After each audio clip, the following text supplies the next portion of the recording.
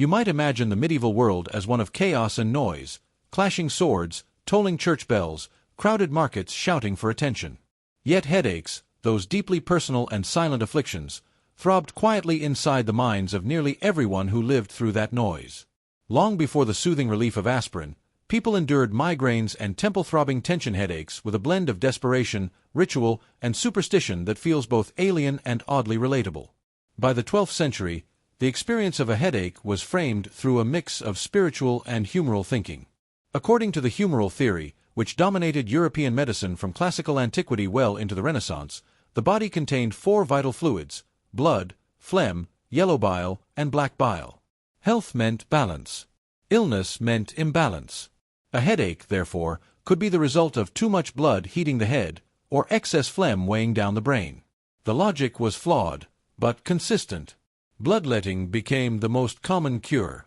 Monks and local barbers, who also doubled as surgeons, would apply leeches to the temples or behind the ears to draw out the excess blood. Sometimes the bloodletting was done by cutting a small vein with a sharp lancet. Patients often fainted, which was taken as proof that the evil humors had been drained away. In reality, they were simply losing too much blood on an empty stomach. In monastic infirmaries, the ritual of treating headaches was half medical practice, half spiritual theater. A Benedictine monk named Alfric of Eynsham, writing in the late 10th century, recorded a remedy involving leeches accompanied by softly murmured psalms, asking for divine intervention as the leeches swelled with blood. This fusion of faith and physiology gave comfort, even when it failed to cure. When leeches were unavailable, the medieval apothecaries' shelves offered powders and potions derived from plants now mostly regarded as toxic or useless. Ground betony, crushed willow bark, and powdered emerald were mixed into wine or honey. Betony especially was seen as a cure-all. An Old English saying claimed it was good for 37 ailments, headaches among them. Willow bark did contain salicin, a distant ancestor of aspirin, though medieval dosing was haphazard at best. Meanwhile, the poor, who could not afford leeches or imported powders, relied on folk incantations whispered in smoky cottages. These often involved tying strips of parchment inscribed with Latin prayers around the head, or wearing amulets filled with dried herbs. The act of wrapping the head tightly with cloth served a physical purpose. The pressure occasionally offered mild relief, though the people believed it was the charm, not the compression, that mattered. It's difficult to separate the physical from the spiritual in these treatments. To medieval minds, headaches could be demonic in origin. Church records from the 14th century mention head demons afflicting sinners, and priests would sometimes perform minor exorcisms on chronic sufferers. Holy water sprinkled on the forehead while chanting the Lord's Prayer was a common ritual. One French parish kept a fragment of a saint's skull specifically for pressing against the brows of headache victims. For the wealthiest nobles, the battle against headaches became an exercise in luxurious absurdity. Wealthy households maintained personal physicians who concocted exotic remedies: powdered pearls, gold leaf dissolved in vinegar, or oil infused with saffron. These elixirs were applied to the temples in the hope that their rarity might impress the illness enough to leave. Medieval medicine prized the symbolic power of preciousness as much as any real pharmacology. Yet through all this, what stands out is not how misguided these cures were, but how relentlessly people sought relief from pain. The headaches themselves are absent from history books, but their traces appear in medical manuscripts, household expense records, for 6 leeches, 2 deniers, and the marginal notes of weary scribes complaining of sharp pain of the brow. Even knights wrote of having to sit out tournaments due to a wretched pounding in the head.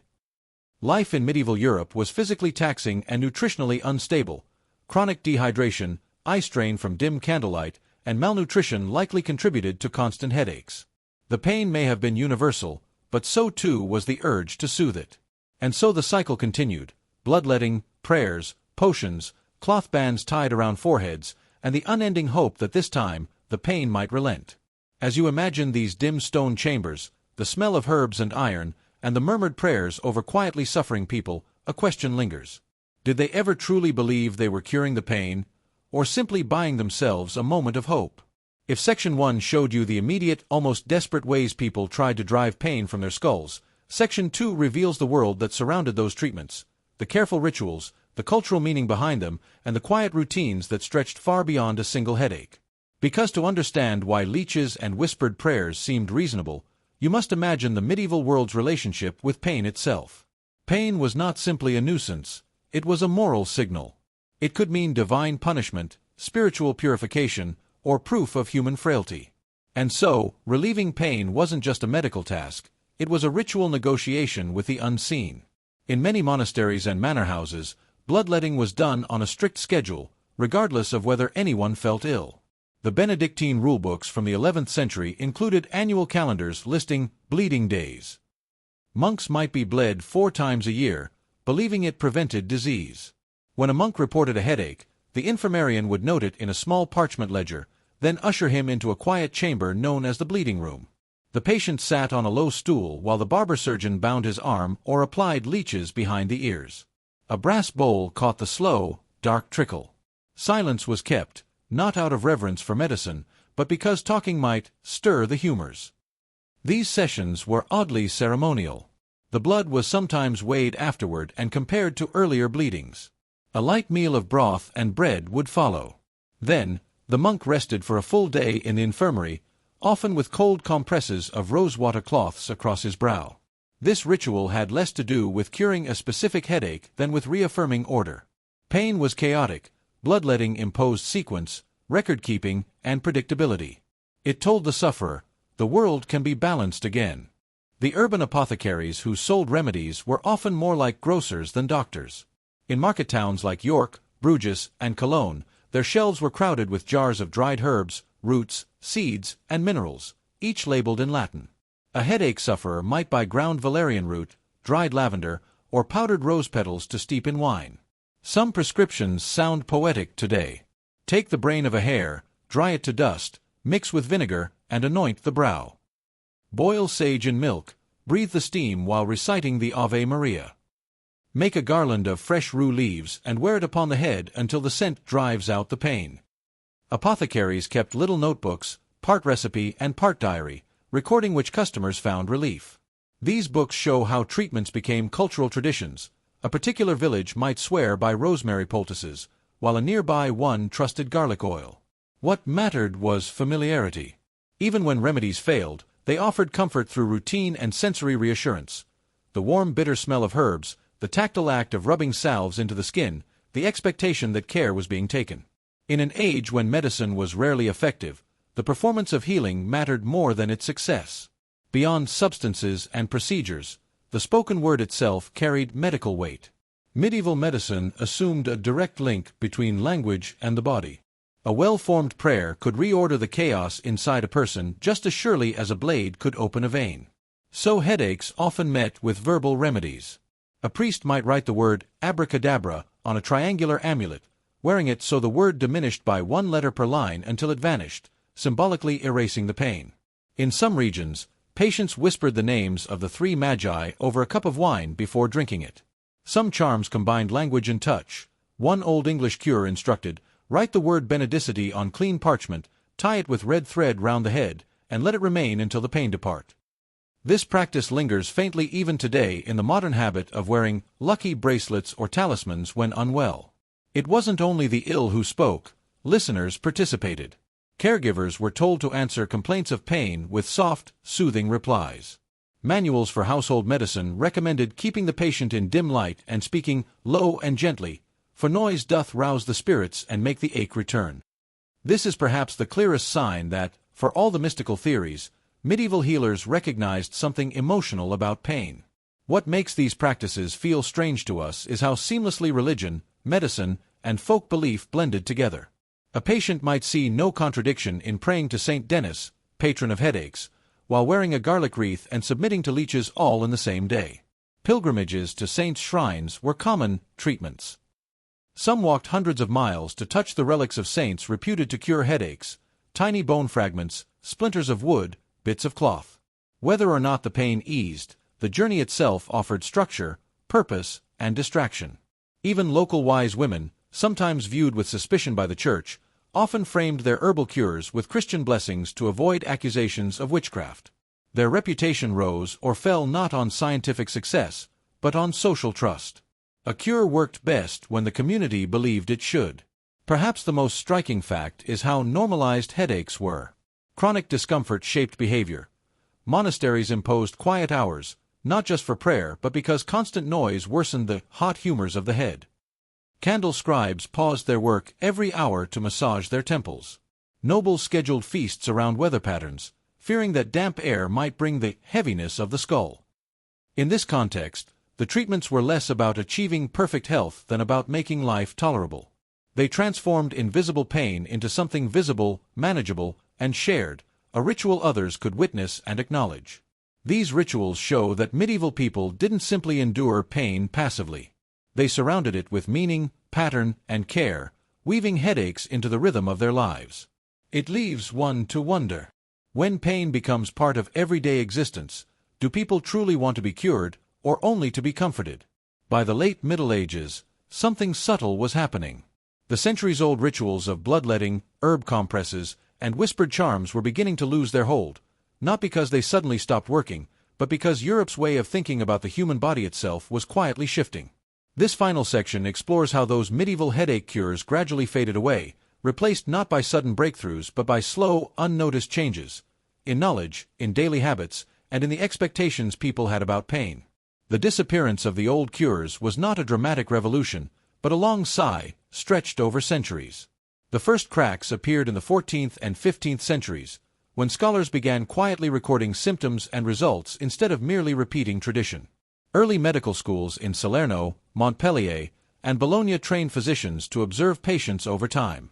They noticed that bloodletting often left the weak even weaker, that some herbs soothed pain while others did nothing at all. This was not yet modern science. But it was pattern-seeking, and that made all the difference. Instead of accepting that headaches were the will of God or demons, physicians began asking, what if they had physical causes? One physician, Gentile da Foligno, died in 1348, described headaches caused by vapors rising from the stomach, and recommended adjusting diet and sleep rather than cutting veins. His notes quietly undermined centuries of humoral certainty. Though he still spoke in medieval terms, his emphasis on lifestyle over ritual foreshadowed the rational medicine to come. As towns grew into cities, the constant background hum of disease forced people to rethink everyday hygiene. Waste systems slowly improved. Public bathhouses spread through parts of Germany, the Low Countries, and even England. These changes had unintended consequences. They reduced the baseline level of chronic inflammation and infection that made headaches common. Clean water, regular washing, and slightly better nutrition meant people's bodies were less battered, and their heads less heavy. Crucially, this created a new expectation, that feeling well was possible. In the medieval world, pain was normal. By the 15th century, health was starting to seem achievable. And once people believed they could be healthy, they grew less patient with remedies that never truly worked. By the 16th century, the spread of the printing press quietly reshaped medicine. Before, medical knowledge had trickled through hand-copied manuscripts, guarded by monasteries. Now, printed herbals, anatomy books, and physicians' casebooks reached merchants, city officials, and literate artisans. These new texts often included critical commentary on old remedies. Surgeons like Ambrose Pare dismissed charms outright. Humanist scholars, steeped in classical texts, mocked medieval superstition as the toys of children. As the prestige of learned medicine rose, the credibility of folk cures and religious amulets declined. The old practices didn't vanish overnight. Leeches and charms persisted in villages for centuries, but they slowly drifted to the margins, spoken of with faint embarrassment. And yet, even as the theory faded, the emotional shape of the old rituals survived. Doctors still advised quiet, warm rooms, soft words, gentle touch, echoes of monastic infirmaries that had soothed headaches for hundreds of years. The real chemical relief for headaches would come much later: willow bark extracts, containing salicin, refined into more predictable doses in the 18th century, then aspirin in 1897. But even before these breakthroughs, the cultural shift was complete. Headaches were now framed as bodily malfunctions, not spiritual afflictions. A person with a headache no longer sought absolution or balance, but treatment. This seemingly small change in expectation separated the medieval world from the modern. In truth, what ended the age of leeches and incantations was not better medicine alone, but a new belief about pain itself, that it should be temporary, conquerable, and banished, not endured or ritualized. By the dawn of the early modern era, the centuries-old headache rituals had become faint cultural ghosts, leech jars gathering dust, herbal amulets tucked into drawers, prayers that fewer and fewer believed would work. The headaches themselves never vanished, of course, but the meaning surrounding them dissolved. Pain had once been a communal event, treated with ceremony and patience. Now it was an individual problem to be solved quickly and privately. And yet, something was lost in that transition. The medieval world may not have cured headaches, but it offered something modern medicine rarely does: time, attention, and shared care. In their slow, whispered rituals, pain was acknowledged, honored, and gently carried together. Perhaps that is why the old remedies lingered for so long. They weren't truly about curing the pain. They were about making the sufferer feel less alone inside it. And so the story of medieval headache cures ends not with a bang, but a quiet fading, like the last throbs of pain receding after hours of stillness. We banished the rituals, but the pain remains. What else, one wonders, have we quietly left behind in our haste to be cured? Imagine walking into Rome at the height of its power, white marble temples blazing in the sun, the air trembling with the murmur of markets and the metallic clatter of sandals on stone. All of this grandeur rested on something surprisingly quiet: water, flowing unseen through stone channels, arcing across valleys on bridges of arches. The aqueducts of Rome are often remembered as feats of daring engineering. But what made them remarkable was not their construction alone. It was their maintenance, a constant, unglamorous effort, carried out by anonymous workers who trudged miles through darkness, scraping lime from walls, patching cracks, and sweeping out debris. These hidden routines sustained Rome more reliably than the legions ever could. Rome's first aqueduct, the Aqua Appia, began in 312 BCE, quietly feeding water into the city from springs 16 kilometers away. Over the next 5 centuries, 11 major aqueducts would lace the hills around the capital, some reaching nearly 100 kilometers in length. Together they delivered hundreds of millions of liters of water each day, supplying public fountains, baths, latrines, ornamental pools, gardens, and private homes of the elite. This constant water flow enabled Rome to grow far beyond the capacity of its local wells and the Tiber River. A city of over 1 million people was possible only because water arrived reliably, cleanly, and silently. But this reliability was an illusion. Aqueducts were not invulnerable marble monuments. They were fragile machines, dependent on continuous care. Any crack, blockage, or leak could reduce flow, poison supplies, or flood neighborhoods. Without steady upkeep, the empire's shining capital would have reverted to thirst within months. Maintaining this lifeline fell to the curators aquarum, Rome's water commissioners, and the teams under them called the aquarii and castellarii. These were not slaves but salaried civil workers, answerable to the Senate and later to imperial officials. They performed labor that was monotonous, filthy, and relentless. Day after day, they descended into inspection shafts called pudii, crawling through knee-deep water with oil lamps, chipping away the thick deposits of calcium carbonate that coated the channel walls. Left unchecked, this scale could narrow a conduit by half within a few years. They patched cracks with waterproof pozzolanic mortar.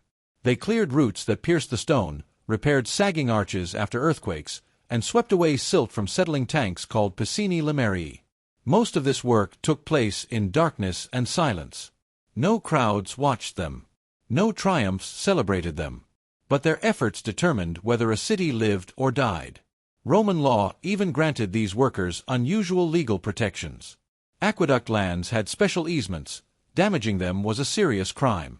The 12 Tables, Rome's oldest legal code, set heavy fines for tampering with waterworks. This legal shield acknowledged a quiet truth: the aqueducts were not just infrastructure, they were state power made physical. What made Roman water management unique was its bureaucratic precision. Every major aqueduct ended in a structure called a castellum divisorium, a distribution tank that split the water into multiple lead pipes. These pipes were fitted with standardized bronze plaques called calices stamped with their diameter.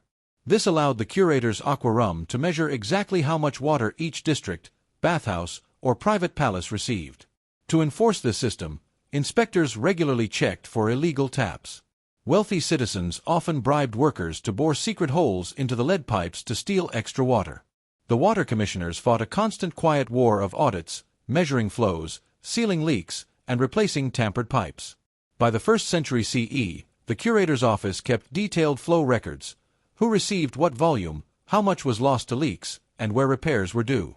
These logbooks may seem dull, but they were the nervous system of the city, allowing Rome to allocate resources rationally across an enormous population. It's easy to see the Colosseum and imagine Roman power as spectacular. But the empire's true strength lay in spreadsheets on wax tablets, updated by men who spent their days measuring drips and scratches on stone. Aqueduct maintenance followed a strict, almost ritualized rhythm. Minor cleaning occurred monthly, while major repairs were scheduled during low-demand seasons to avoid shortages. Crews worked at night, when fountains and baths were closed, diverting water temporarily while they drained a section of conduit. Even the arches above ground needed constant care. Plants rooted between the stones, their growth slowly prying the masonry apart. Workers climbed the aqueduct bridges with chisels and torches to burn out roots, scrape joints, and replaster cracks with lime mortar. These jobs required precise scheduling and coordination. The water commissioners had to know exactly how long each shutdown could last before public cisterns ran dry. Delays could spark unrest, angry bathhouse owners, panicked market vendors, even riots. The aquarii labored quietly under the weight of civic expectation, their success measured only in the absence of disaster. To Roman eyes, the aqueducts symbolized order itself, the triumph of disciplined engineering over the unpredictability of nature. Yet what the public celebrated was the gleaming stone arches sweeping across valleys, not the invisible trickle of daily maintenance that kept them alive. This tension between appearance and upkeep shaped Roman political thinking. Emperors boasted of building new aqueducts to prove their greatness, but they rarely mentioned the workers who cleaned them for decades afterward. Still, those workers quietly held the empire together. When the aqueducts ran, the fountains sang, the baths steamed, and Rome looked eternal. When they faltered, the illusion cracked. It is striking how little the aquarii themselves appear in surviving records, named rarely, if at all. They lived anonymous lives of repetitive labor, their only memorial the steady water that others took for granted. As the arches glowed in the Mediterranean sun and Rome thrummed with life, the real lifeblood of the empire slipped through hidden channels, tended by men who would never be remembered. And so the question lingers. Was Rome's greatness truly built by emperors, or by the quiet hands that kept its water flowing day after day? In Section 1, you walk the arches and tunnels of Rome's aqueducts, seeing how their maintenance silently sustained 1,000,000 lives. Now we go deeper, into the mechanics, organization, and daily grind that kept this vast system running. The aqueducts were not just streams of water. They were machines of stone and gravity, and every part had to be coaxed, cleaned, and protected.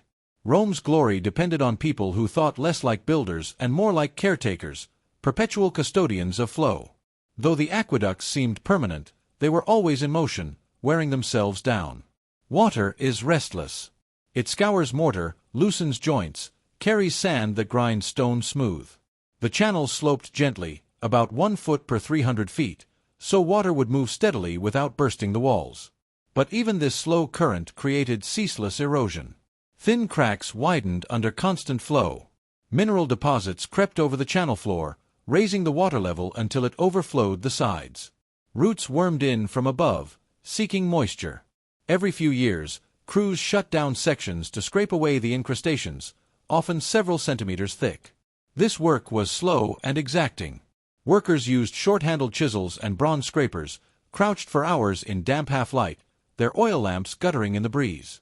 The scraped chunks were hauled out by baskets and dumped on nearby fields, where farmers sometimes collected them to crush into lime for fertilizer. Even the air itself attacked the aqueducts. The alternating Roman seasons of dry heat and sudden rains cracked the mortar joints. Crews daubed fresh pozzolana, volcanic ash cement, into the seams each spring, like gardeners tending invisible roots. To keep this constant motion from descending into chaos, Rome developed a miniature empire of paperwork. The curator aquarum oversaw dozens of subordinate engineers and hundreds of laborers. Every major aqueduct had its own foreman, villicus, who logged daily flow rates, repairs done, and sections scheduled for inspection. These logs were compiled monthly and submitted to central offices near the forum. Inspectors compared them to distribution quotas recorded on bronze plaques in the castella tanks. If a public fountain received less than its allotted flow, an investigation began. Was the conduit blocked? Had a private user stolen water by drilling a new tap? Was an upstream bathhouse hoarding more than its share? The result was a quiet bureaucracy of balance sheets and water maps, a hidden administration that made Rome possible. Their records, though mostly lost, shaped the city as surely as its legions shaped provinces. In this system, maintenance was not a reaction to breakdown. It was a scheduled civic duty, planned months in advance, tracked by measurements, and backed by imperial law. The aquarii used simple but ingenious tools. Bronze rods measured channel width. Wax tablets noted flow levels. Lead patches sealed leaks, hammered flat with wooden mallets. Long-handled scrapers reached deposits on the vault ceilings. They carried oil lamps suspended from hooks on their belts, leaving sooty smears along the walls of tunnels, marks archaeologists can still see today. For larger repairs, crews built temporary wooden cofferdams inside the channels, diverting water around the site. They used pulleys to hoist stone slabs into place, then sealed the joints with hot pitch. The work was repetitive, damp, and silent. Communication often relied on hand signals in the echoing tunnels. Mistimed hammer blows could collapse a wall or flood a chamber. Precision was everything. And though they left little personal record, their physical traces endure. Chisel marks on the stone, worn footholds cut into shafts, and thin layers of plaster built up like tree rings from centuries of repairs. Aqueduct maintenance was not just technical, it was political currency. Emperors earned prestige by funding restorations. Augustus famously appointed Marcus Agrippa to oversee the entire water system, granting him vast funds to clear clogs, rebuild bridges, and expand distribution tanks. This work won Agrippa immense popularity. Clean water flowed again to neglected neighborhoods, and public baths reopened. Such projects showed citizens that the emperor cared for their daily comfort, a powerful form of soft control. Later emperors used the same tactic. Claudius boasted of building the Aqua Claudia and Annio Novus, while Trajan publicized his repairs of older lines. These weren't vanity projects alone, they were investments in civic stability. When aqueducts failed, Rome grew restless. A dry fountain could spark riots. Bathhouse closures crippled public hygiene and business deals alike. By funding maintenance, emperors quietly diffused unrest before it began. In this sense, the aqueduct crews were guardians not just of water, but of peace. The flow of water, and the constant need to tend it, shaped the layout of Rome itself. Streets were rerouted to avoid aqueduct arches. Markets clustered near fountains fed by stable lines. Entire districts rose around bath complexes that relied on steady water pressure. Even property values reflected this. Houses near reliable distribution lines fetched higher rents. Some wealthy citizens bribed workers to build illegal branch pipes to their villas. Inspectors patrolled constantly, sealing these taps with lead plugs stamped with official seals. Thus, the aqueduct network wasn't just infrastructure, it was a geography of maintenance. Every choice about where to clean, patch, or expand water lines subtly redirected the growth of the city above them. It is telling that Rome's aqueduct maintenance workers wore no special uniforms or insignia. Their authority was invisible, resting in legal documents and routine. They commanded no armies, yet they controlled who bathed, who drank, who watered their gardens. They were civilization's quiet regulators, rarely seen, never thanked, but always obeyed. And unlike emperors or generals, they worked not for glory but for continuity. Their success left nothing new, only the unchanged, dependable same. This was their paradox. When they did their jobs perfectly, no one noticed. The fountains gushed, the baths steamed, and life went on, oblivious to the damp hands keeping it all alive. In their silent toil, the aqueduct workers created something stronger than stone arches, a rhythm. A pattern of care so steady that millions of people could forget water was even a concern. And so we might ask, was Rome's power truly its monuments, or the unnoticed habit of fixing what broke before anyone saw it had cracked? The aqueducts of Rome stand today as skeletons, arches like ribs striding across empty fields. But their fall was not sudden. They did not collapse in a single dramatic ruin.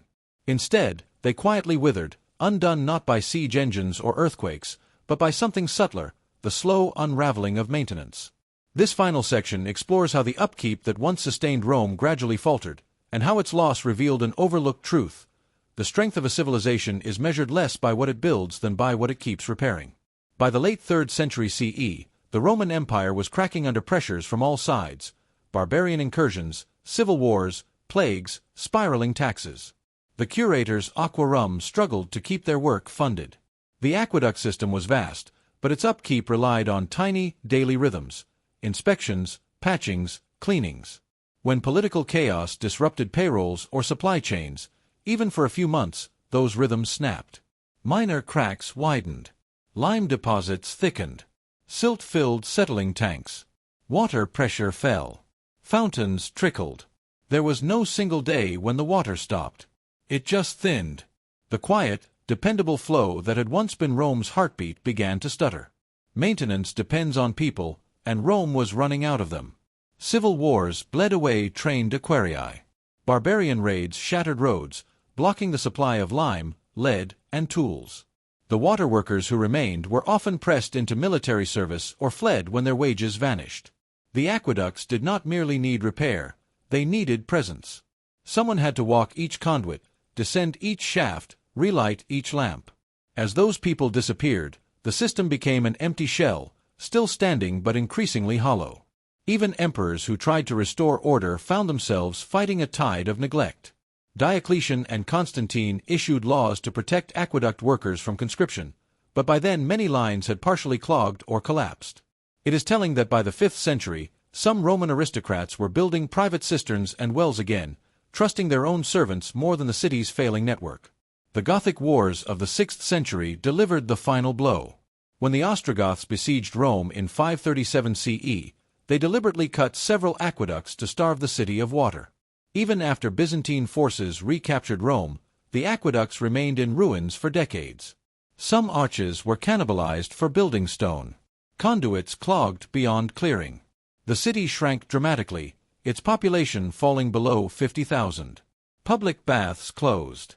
The once mighty curators aquarum vanished from records altogether. What had been a finely tuned machine for 1 million people became a trickle for a ghost town. The aqueducts had required continuous care. Once that care stopped, they withered like vines without gardeners. Yet even in ruin, fragments endured. Medieval Romans lived among aqueduct skeletons, using their broken arches as walls, stables, and watchtowers. A few lines, like the Aqua Virgo, limped on, feeding small fountains through the Middle Ages. But the maintenance knowledge was gone. Medieval masons could patch walls, but not manage a continent-spanning water bureaucracy. The idea that water could be systematically managed had faded from Europe's memory. This forgetting may be the most striking part of the story.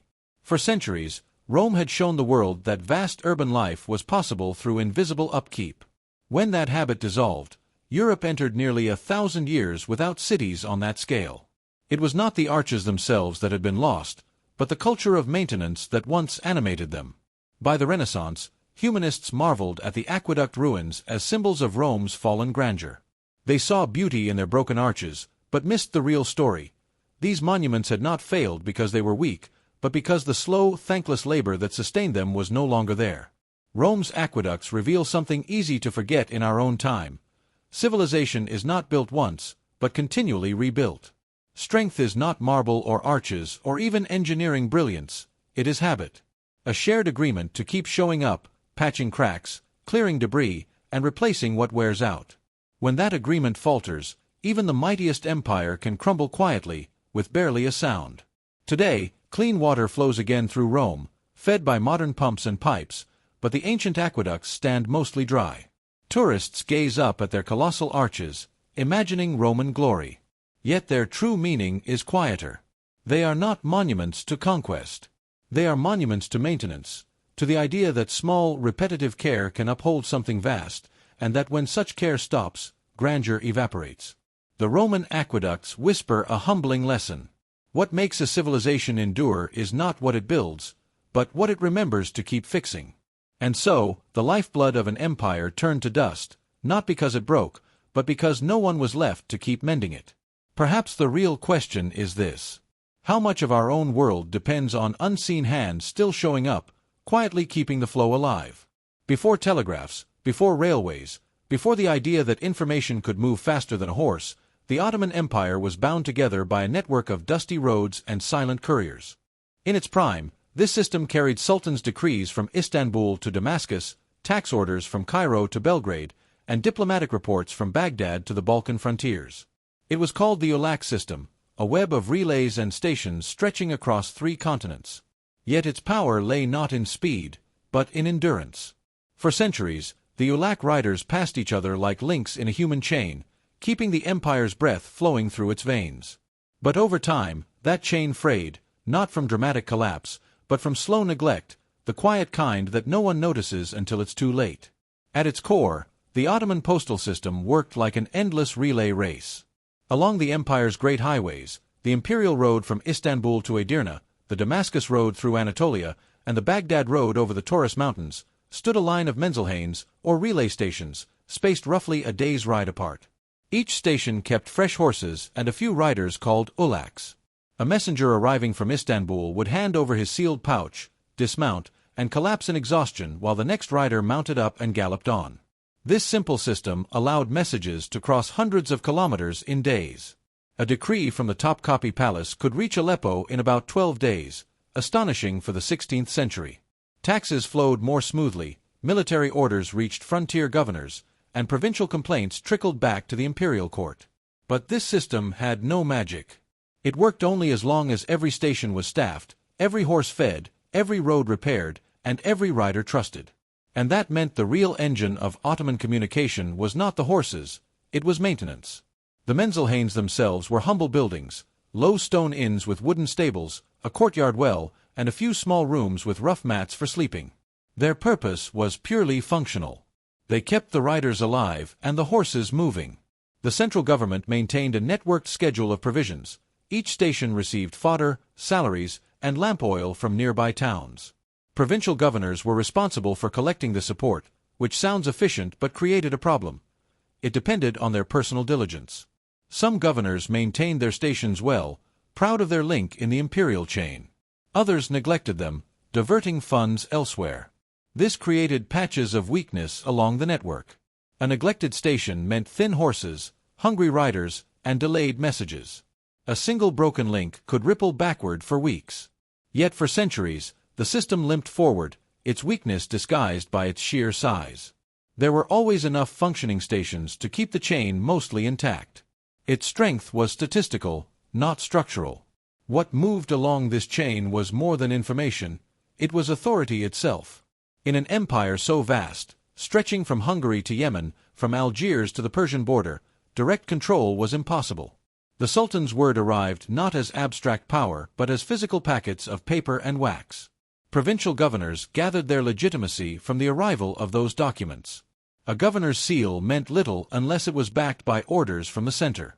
Tax farmers, judges, and military commanders needed to prove they were acting on authenticated decrees. This made the ulak system the nervous system of empire. If messages slowed, authority weakened.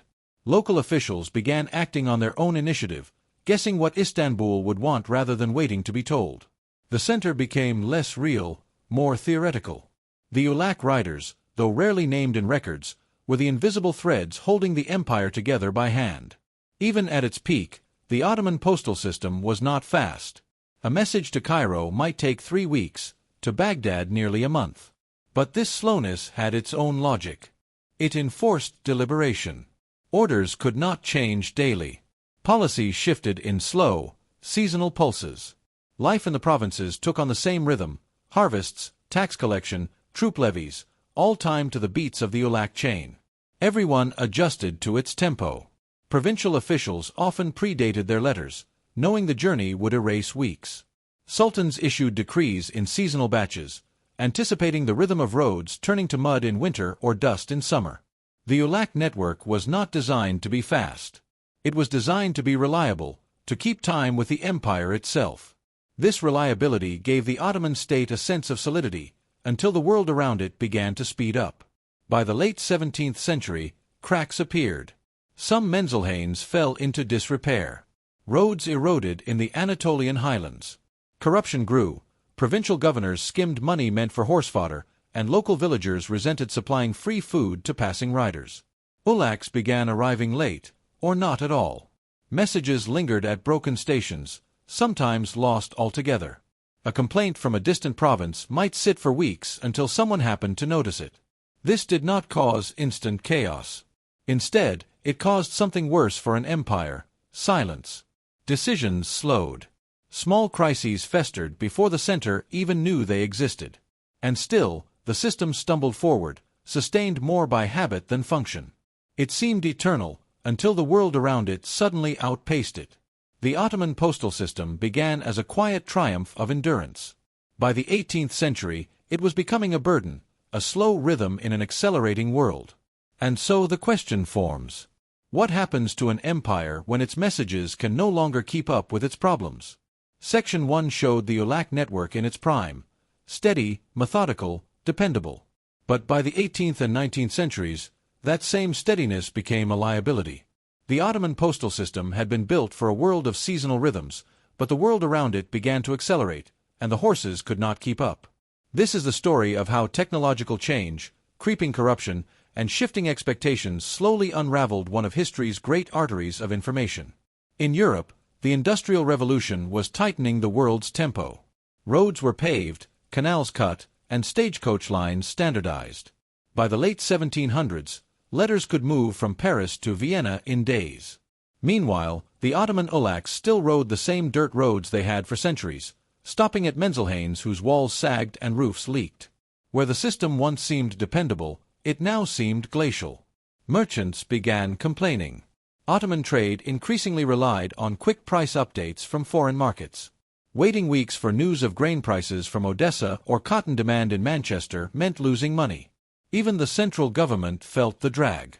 Provincial rebellions could flare and die before Istanbul even heard of them. By the time troops were dispatched, the crisis had shifted or spread. The ULAC network, once a source of stability, had become a bottleneck. Adding to this pressure was the rise of foreign postal services operating within Ottoman territory. European consulates in port cities like Smyrna, Alexandria, and Beirut set up their own courier lines to serve merchants and diplomats. These new services were faster, cheaper, and more reliable than the imperial Menzel network. They used lighter carriages on improved roads, timed schedules, and prearranged shipping connections. Ottoman merchants began quietly sending their mail through these foreign posts. The empire's own system, once a symbol of sovereignty, was being bypassed inside its own borders. This created a dangerous feedback loop. Fewer users meant less revenue, which meant poorer maintenance, which further drove users away. The ULAC riders were still galloping, but their pouches carried fewer messages, and their roads were emptier with each passing year. While the outside world sped up, the inside of the Ottoman system slowed from decay. The Menzelhains had always been fragile, modest buildings surviving on thin budgets and local goodwill. By the 1800s, many had collapsed into disrepair. Roofs leaked, stables rotted, wells ran dry. Some were abandoned altogether, forcing riders to cover double stages on exhausted horses. Corruption worsened the decay. Provincial governors often pocketed funds meant for fodder and salaries. Local villagers, once proud to serve the empire, began refusing to feed passing riders without payment. Horses went hungry. Riders rode slower or turned back altogether. Even when the stations were intact, their records weren't. Logbooks went missing. Riders left without proper seals. Messages were lost. In an age when the empire increasingly relied on written bureaucratic orders, the reliability of paper was collapsing at its roots. The final blow came as a whisper of wires. In the 1850s, the Ottoman Empire installed its first electric telegraph lines, connecting Istanbul to Edirne and then outward to Anatolia, Syria, and Mesopotamia. By the 1860s, telegrams could reach Baghdad in hours, Cairo in a day, and London in 2. The difference was immediate and brutal. A message that once took a month on horseback now arrived before a rider had even left his station. Government ministers could summon troops, negotiate trade deals, and settle disputes almost instantly. Compared to this crackling speed, the ULAC network seemed prehistoric. Within a decade, imperial funds shifted almost entirely to the new telegraph department. The old relay stations were left to rot. ULACs still rode in remote areas where telegraph lines hadn't reached, but their role was now peripheral, ceremonial, a shadow of sovereignty rather than its engine. As the telegraph rose, the ULAC bureaucracy withered. The imperial post office, established in 1840, slowly absorbed what remained of the ULAC riders, transforming them into local postal clerks and mail cart drivers. Many resisted, clinging to their identity as imperial couriers. Others accepted, trading the open road for ink-stained ledgers. This transition looked orderly on paper, but it marked a cultural death. The ULAC system had embodied the Ottoman state's old rhythm: slow, personal, steady, human. The telegraph embodied something new: impersonal, instantaneous, centralized. Messages now arrived stripped of the sweat and exhaustion that once carried them. They came as electric pulses, no longer tied to the land. And in this shift, the spirit of Ottoman communication quietly changed. By the 1870s, most Menzelhains had been abandoned. Some crumbled into dust. Others became way stations for local travelers, or were converted to barns. A few survived as police posts or tea houses, their old purpose forgotten. A handful of ULACs remained on remote mountain routes, carrying official letters where no telegraph lines reached. They were ghosts of a vanished tempo, riding dusty roads as steel wires hummed overhead. Travelers of the late Ottoman era sometimes described meeting these men, gray-bearded, weathered, solitary figures who seemed relics of another age. They would nod silently, deliver their pouches, and disappear down the road. No one cheered their arrival anymore. Their work no longer mattered. But still they rode. By the late 19th century, the ULAC system existed only as a memory, its bones scattered across the empire, its heartbeat silenced by the click of telegraph keys. And so a question lingers in the silence they left behind. What becomes of an empire when the rhythm that once held it together is no longer remembered as worth keeping? The Ottoman ULAC network did not end with a dramatic decree. There was no single day when the Sultan proclaimed the horses retired, no parade to mark their final ride. Instead, they faded, one by one, into the dust they had stirred for centuries. This final section traces that fading, the hollowing out of the system's memory, and what its disappearance reveals about the nature of empire itself. By the turn of the 20th century, the once busy Menzelhains were mostly ruins. Their courtyards, once echoing with hoofbeats, stood silent and overgrown. A few remained as waypoints for camel caravans or military patrols, but they no longer pulsed with urgency. In Anatolia, some villagers dismantled the crumbling walls for building stone. Others turned the stable yards into gardens. A traveler on the old Imperial Road in 1904 noted passing the carcass of a station, its well dry, its wooden beams picked clean by termites, with only a few broken roof tiles scattered like teeth. The Ottoman archives mention them less and less after the 1880s. When they do, it is only to transfer their lands to other ministries or lease them out as farm property. Their disappearance from paperwork was as quiet as their disappearance from the landscape. No monuments marked their service. No plaques remembered the riders. They vanished as though they had never existed. Meanwhile, the telegraph and centralized post office had consumed their duties completely. Messages that once took a month by horse were now routed through urban sorting centers, inked into ledgers, and transmitted by clerks who never left their desks. This seemed like progress, and in many ways it was. Government orders could move quickly. Markets synchronized. Provincial revolts could be reported and crushed within days. But this new system also marked a shift in how authority felt. The ULAC system had been slow, personal, and visible. People saw the horses arrive. They knew their government existed because they could hear it galloping past. The telegraph, by contrast, was invisible. Orders arrived as words without bodies. The state no longer had a face, it had wires. The empire's presence became abstract, quicker, but thinner. It ruled by signals rather than steps. The true death of the ULAC system was not mechanical. It was cultural. For centuries, the Ottoman state had pulsed like a heartbeat through its courier roads. The ULACs were part of the rhythm of provincial life, the clatter of hooves, the ritual of sealing documents with wax, the pause as local officials bowed to receive them. This rhythm carried meaning. It reminded people they were part of something larger. When it vanished, something intangible drained away. Provincial life grew quieter, more isolated. The empire now arrived only as telegrams pinned to bulletin boards, silent decrees from an unseen center. People obeyed, but they no longer felt connected. The empire's voice no longer had footsteps. A few ULACs lingered into the early 1900s, serving remote mountain hamlets where no telegraph lines reached. Ottoman newspapers occasionally mentioned these men as curiosities, living fossils of a vanished empire. One 1908 article described an old courier who had been riding the Damascus road since the reign of Mahmud II. He carried a single letter each week, wrapped in oilcloth against the rain, and refused to ride trains.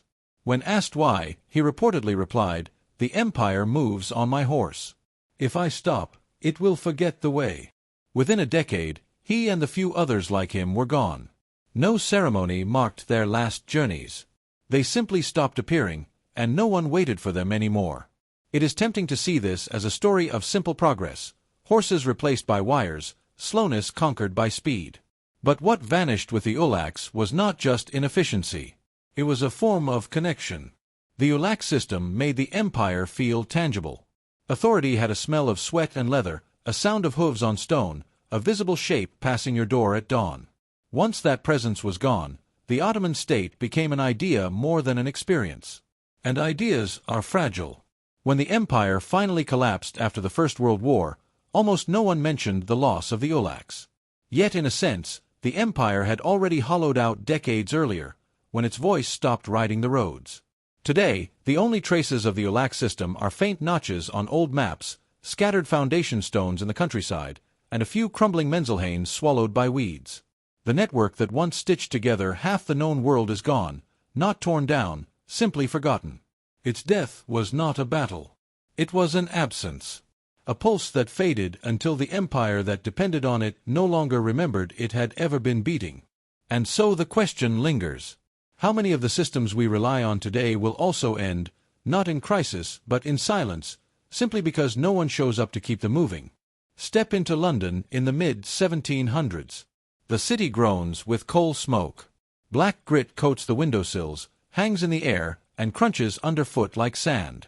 Every household has at least one fireplace, most have several, and in the winter they burn day and night. Behind this warm glow lay a hidden world of soot, darkness, and silence, the narrow maze of flues inside the walls, and the small human beings who climbed them.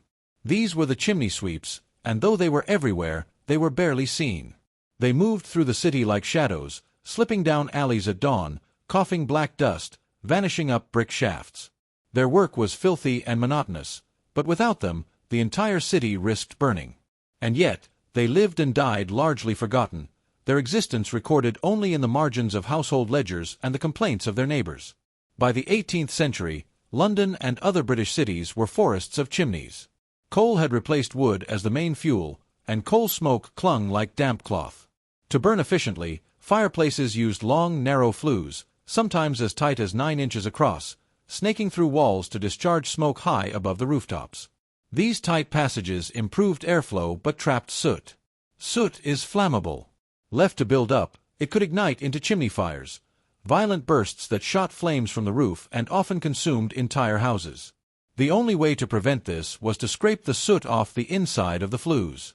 Brushes on poles couldn't bend through the twists, so the only solution was grimly simple: send in a small child. The sweep's workforce consisted mostly of boys as young as 5 or 6, known as climbing boys. Their tiny size let them crawl through the narrow brick throats. They were usually orphans, parish children, or the desperately poor. Master sweeps apprenticed them, which in practice meant buying them from workhouses or parents for a few shillings. Each boy would wake before dawn, eat a crust of bread, and march with his master to wealthy houses. There, he was pushed into the fireplace and told to climb. Inside, the flues were black tunnels, stifling and silent. The boys wriggled upward naked or nearly so, using elbows, knees, and bare feet to inch along. As they scraped, soot rained down into their mouths and lungs. Many emerged gasping, eyes streaming, skin raw. If they became stuck, masters often lit small fires beneath to encourage them upward. Some flues contained sharp bends or loose bricks. Boys could fall, wedge fast, or suffocate. Parish records mention children found dead in chimneys, their bodies black as coal. The work was lucrative for the masters. London houses paid regular fees to keep their flues clean, and city ordinances required annual sweeping in some districts to reduce fire risk. Well-connected sweeps managed dozens of clients, sending their boys scuttling from house to house like sooty ants. The masters bore almost no responsibility for injury. Boys were cheap and replaceable. When one grew too large to fit, He was usually dismissed to the streets around age 12 or 13, still stunted in growth from malnutrition. There was no training beyond survival. The boys learned to press their backs to the warmer wall of a flue, the cooler side was often damp and slippery, to hold their breath when dislodging dry soot, and to recognize the smell of burning deposits before they ignited. They worked fast.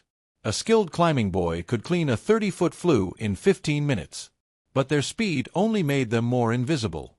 The better they did their work, the less anyone thought about them at all. For the city, chimney sweeps were both essential and despised. They reduced the risk of catastrophic fires, yet their presence marked filth. Households often made them enter through back alleys to avoid dirtying the front steps. They were banned from some churches for their smell. They were also seen as morally suspect, dirty children wandering roofs unsupervised at dawn, often accused of theft. In reality, they were usually too exhausted to steal anything. Even their masters were considered low class, somewhere between laborers and beggars. Yet these people carried out the most crucial fire prevention system of the age. The cost of this system fell entirely on the boys' bodies. Constant soot exposure scarred their lungs, causing chronic coughs and early death. Their knees and elbows were permanently abraded, their spines twisted from years of crawling through confined shafts. Some developed a disease later known as chimney sweeps carcinoma, a cancer of the scrotum caused by constant contact with coal tar, one of the first occupational cancers ever identified. And still, they kept climbing. Poverty left no choice. The city needed its chimneys clear, and so it consumed children quietly, flue by flue. They passed through London like ghosts, leaving warmth behind them and carrying only soot. As you picture these small blackened figures slipping into the walls of glowing homes, one question lingers. Did anyone in those houses ever wonder who was inside their warmth, or what it was costing him to keep it burning? Section 1 brought you into the flues themselves, where children clawed their way through darkness to keep the city warm. Now, step back into their daily lives outside the chimneys, the cramped corners they slept in, the way society regarded them, and the slow damage their work left behind. If the flues were their workplace, the streets were their home. And like the soot they carried, they settled into every crack the city left for them. Most climbing boys lived with their master in tiny upstairs rooms or back alley sheds, often alongside the soot they collected. Sweeps made money not only from cleaning chimneys but also by selling the soot, which could be used as fertilizer. So the boys often slept on bags of it, black dust filling their nostrils as they lay down. Some rooms had no beds at all, just piles of old rags on wooden floors still warm from the day's fires. They washed rarely, if ever. Soap was expensive, and clean skin made it harder to climb brick. The soot served as a kind of second skin, reducing friction. Their hair matted, their nails cracked, their clothes rotted into tatters. In summer, they reeked of sour sweat and coal. In winter, they often went barefoot on frozen cobblestones to save their shoes for work. Many slept fully clothed to conserve heat, curling like cats against the walls. Legally, most climbing boys were apprentices. In theory, this meant their masters were obligated to house, feed, and eventually teach them a trade. In practice, it was thin cover for exploitation. The boys received barely enough food to survive, a crust of bread and a mug of weak beer or milk each day. Meat was rare. They worked from dawn until nightfall, 6 or 7 days a week. Masters enforced obedience with beatings, starvation, and threats of abandonment. Escape was almost impossible. Boys who fled were often picked up by constables and returned, or simply starved in the streets. Parish authorities knew this. They preferred to place poor children into sweeping apprenticeships rather than feed them in workhouses. It cost less. The system survived not because anyone believed it was kind, but because it was cheap and invisible. A working day began well before sunrise. The master would shake the boys awake while the city was still dark, and they would set out carrying their brushes, scrapers, and soot sacks. They visited dozens of houses, climbing one flue after another until dusk. Many houses had multiple flues branching together like a maze, requiring boys to navigate intersections inside the walls, squeezing their bodies through hidden passages above the ceilings. Once a house was finished, they carried the sacks of soot back to the master's shed, where it was dried and sold to farmers. Then the boys were allowed a crust of bread before collapsing on the same soot piles they had just filled. There was no day off. Chimneys filled constantly, and fires never stopped. Wealthy families even demanded cleanings on Christmas morning.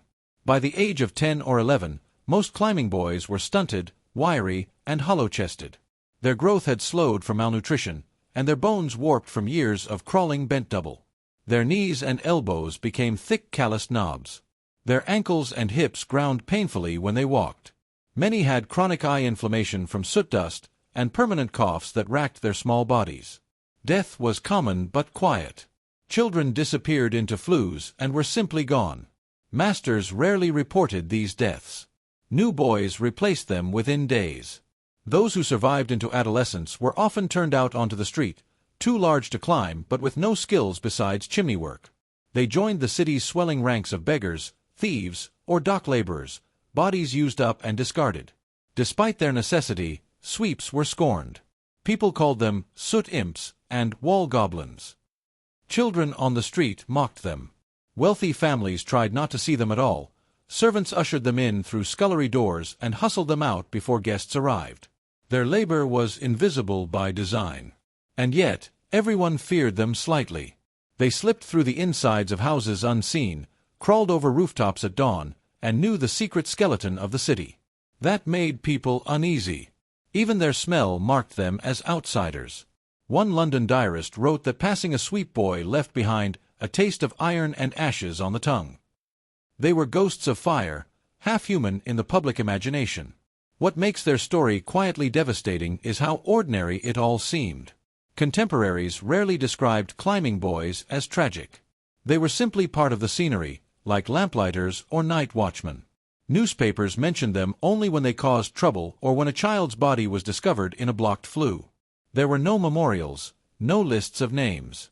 They passed through childhood unseen, spending it on their knees inside the city's walls. London's warmth came at the price of their lives, but few thought of it that way. It was just how things were. They lived short, sooty lives, necessary yet unwanted, essential yet erased. And it leaves one to wonder. How many lives can a city quietly consume before anyone notices they were there at all? For more than a century, climbing boys were simply accepted, a necessary nuisance, like rats or soot itself. But in the late 18th and early 19th centuries, something subtle began to shift. Their suffering had always been visible, yet no one had truly looked. As Britain industrialized and embraced new ideas of childhood, reformers began asking a dangerous question. Why were children dying to keep our chimneys clean?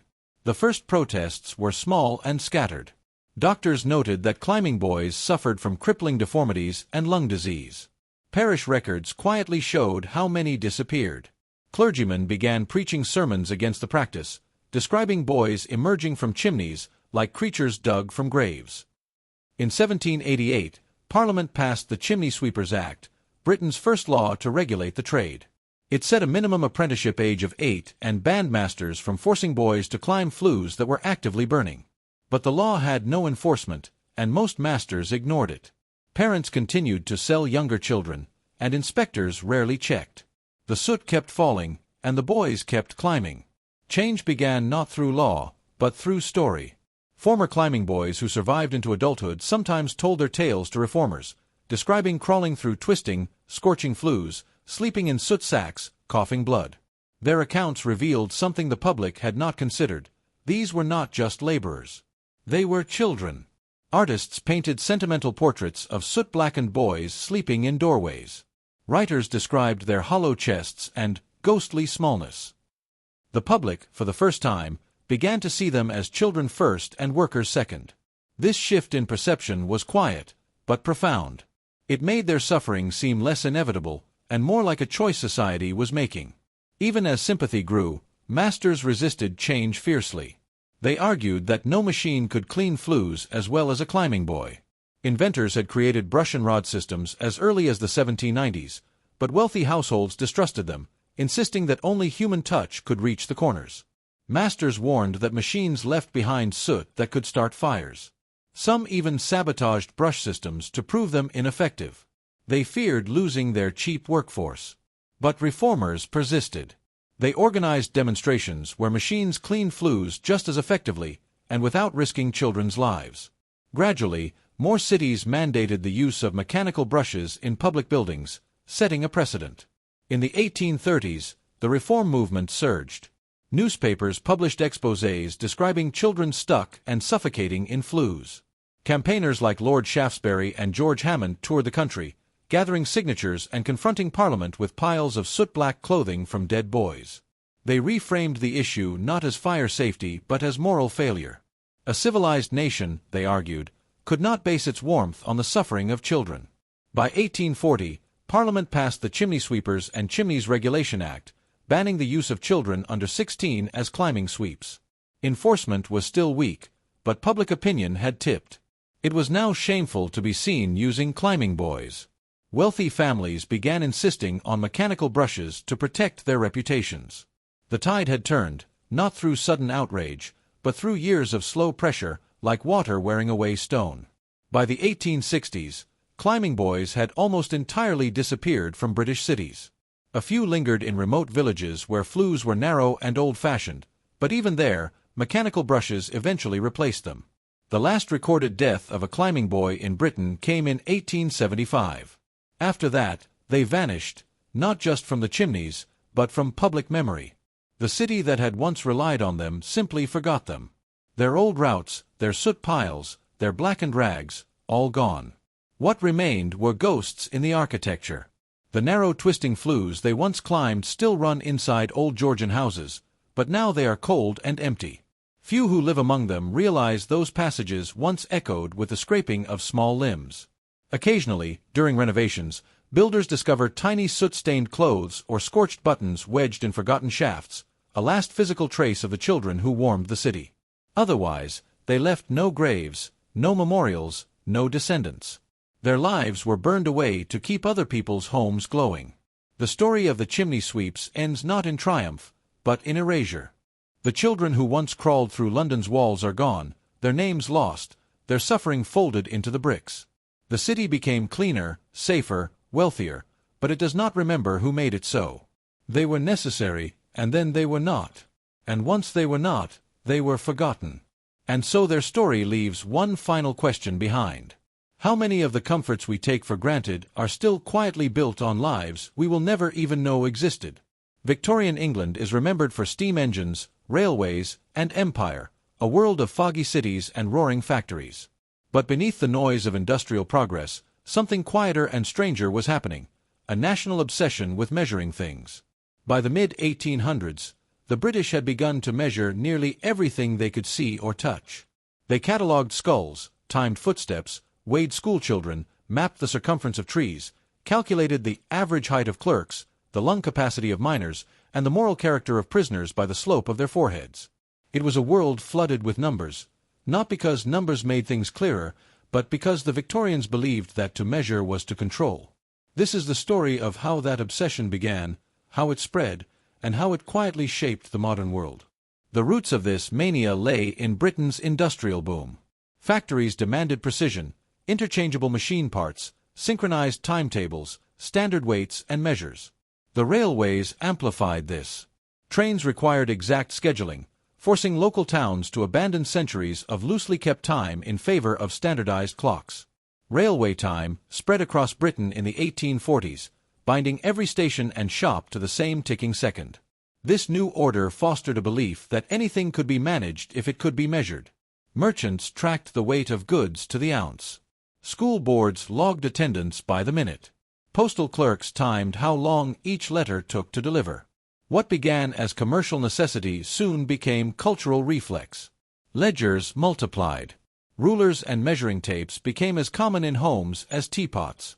Ordinary people began recording their own heights, weights, and even daily pulse rates as if charting their place in the machinery of the empire. Into this climate of measurement stepped a field called phrenology. Phrenologists claimed that the shape of a person's skull reflected their mental abilities and character. They mapped the head into dozens of organs, bumps for benevolence, hollows for destructiveness, ridges for wit or greed. It was pseudoscience, but presented as rigorously numerical. Practitioners used brass calipers and measuring tapes to chart skulls down to millimeters, then plotted the results on charts with moral labels. Traveling phrenologists set up booths at fairs, measuring the skulls of curious clerks, housemaids, and shopkeepers. Middle-class families purchased plaster busts marked with phrenological grids, like anatomical atlases of the soul. Even prisons adopted it. Wardens measured inmates' skulls and compared them to respectable heads, convinced they could detect criminality through calipers. To modern eyes, it seems absurd.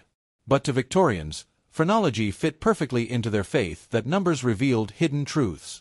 It made human behavior feel predictable, measurable, and therefore controllable. At the same time, genuine scientific statistics were taking root.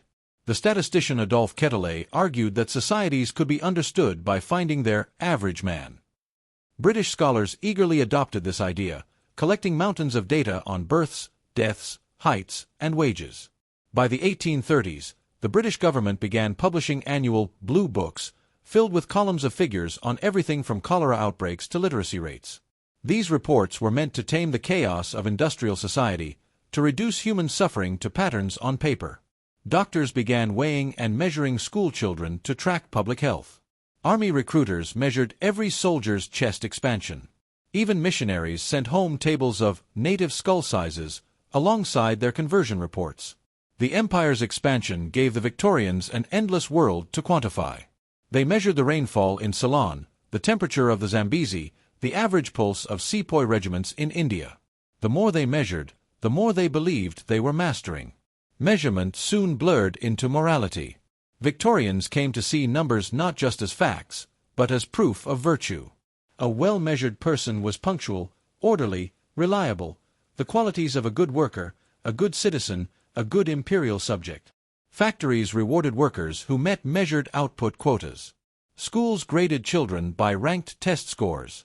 Even household manuals advised wives to measure meals, measure laundry, measure time to demonstrate thrift and discipline. To be unmeasured, imprecise, uncounted, late, was seen as suspicious, even immoral. Numbers became a quiet form of social pressure, an invisible leash that bound people to the clock and the ledger. And once people accepted that their worth could be expressed in measurements, they grew willing to have even their minds and bodies reduced to data. Beneath the surface, this obsession carried a hidden cost. The drive to measure created immense anxiety. Clerks feared being found below average. School children were compared to norms and marked deficient.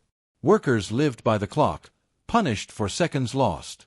Worse, the numbers often concealed injustice. Statistics about colonial subjects, low productivity, ignored starvation wages.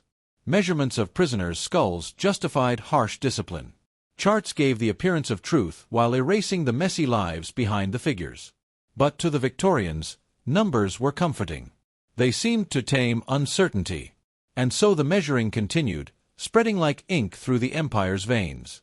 Victorian England measured itself into a sense of control, taping the world into straight lines, calipering its own skull to prove its order. As you imagine the clicking of stopwatches and the scratch of rulers on ledgers, one question lingers. Did the Victorians measure the world to understand it, or to keep themselves from fearing its chaos? In Section 1, you saw how Victorian Britain embraced measurement as a kind of comfort, a belief that numbers could tame the chaos of industrial life. Section 2 takes you deeper, into the machine of averages and classifications that Victorians built atop that belief, how they used measurement to rank, compare, and sort people, not just objects. What began as rulers and clocks quietly became a system for judging human worth. By the mid-19th century, the British state had become hungry for statistics. The census, once a rough head count, transformed into a vast apparatus of data gathering. Enumerators no longer just asked who lived in a house. They recorded ages, occupations, wages, literacy, disabilities, and even how many rooms each family occupied. The resulting tables filled hundreds of printed pages. Officials sought patterns, averages, that could explain poverty, crime, disease. These averages became powerful. Reformers used them to argue for new housing, education, and sanitation. But they also hardened into norms, standards of what a normal person should be. To fall below those numbers was to be seen as deficient. To rise above them was to be exceptional. For the first time, millions of people were ranked against an invisible statistical ideal. This hunger for data reached the body itself. Scientists and bureaucrats embraced anthropometry, the precise measurement of human bodies. They used calipers to record skull length, tape measures for arm span, scales for weight, spirometers for lung capacity. Military recruiters measured soldiers to the millimeter. Schools weighed and measured children annually. Insurance companies began offering policies based on body ratios and vital statistics. Even prisons adopted anthropometric charts, hoping to detect criminal types by their measurements. A small head was labeled degenerate, a broad jaw violent, a long arm span predatory. This was presented as science, but it often reinforced prejudice.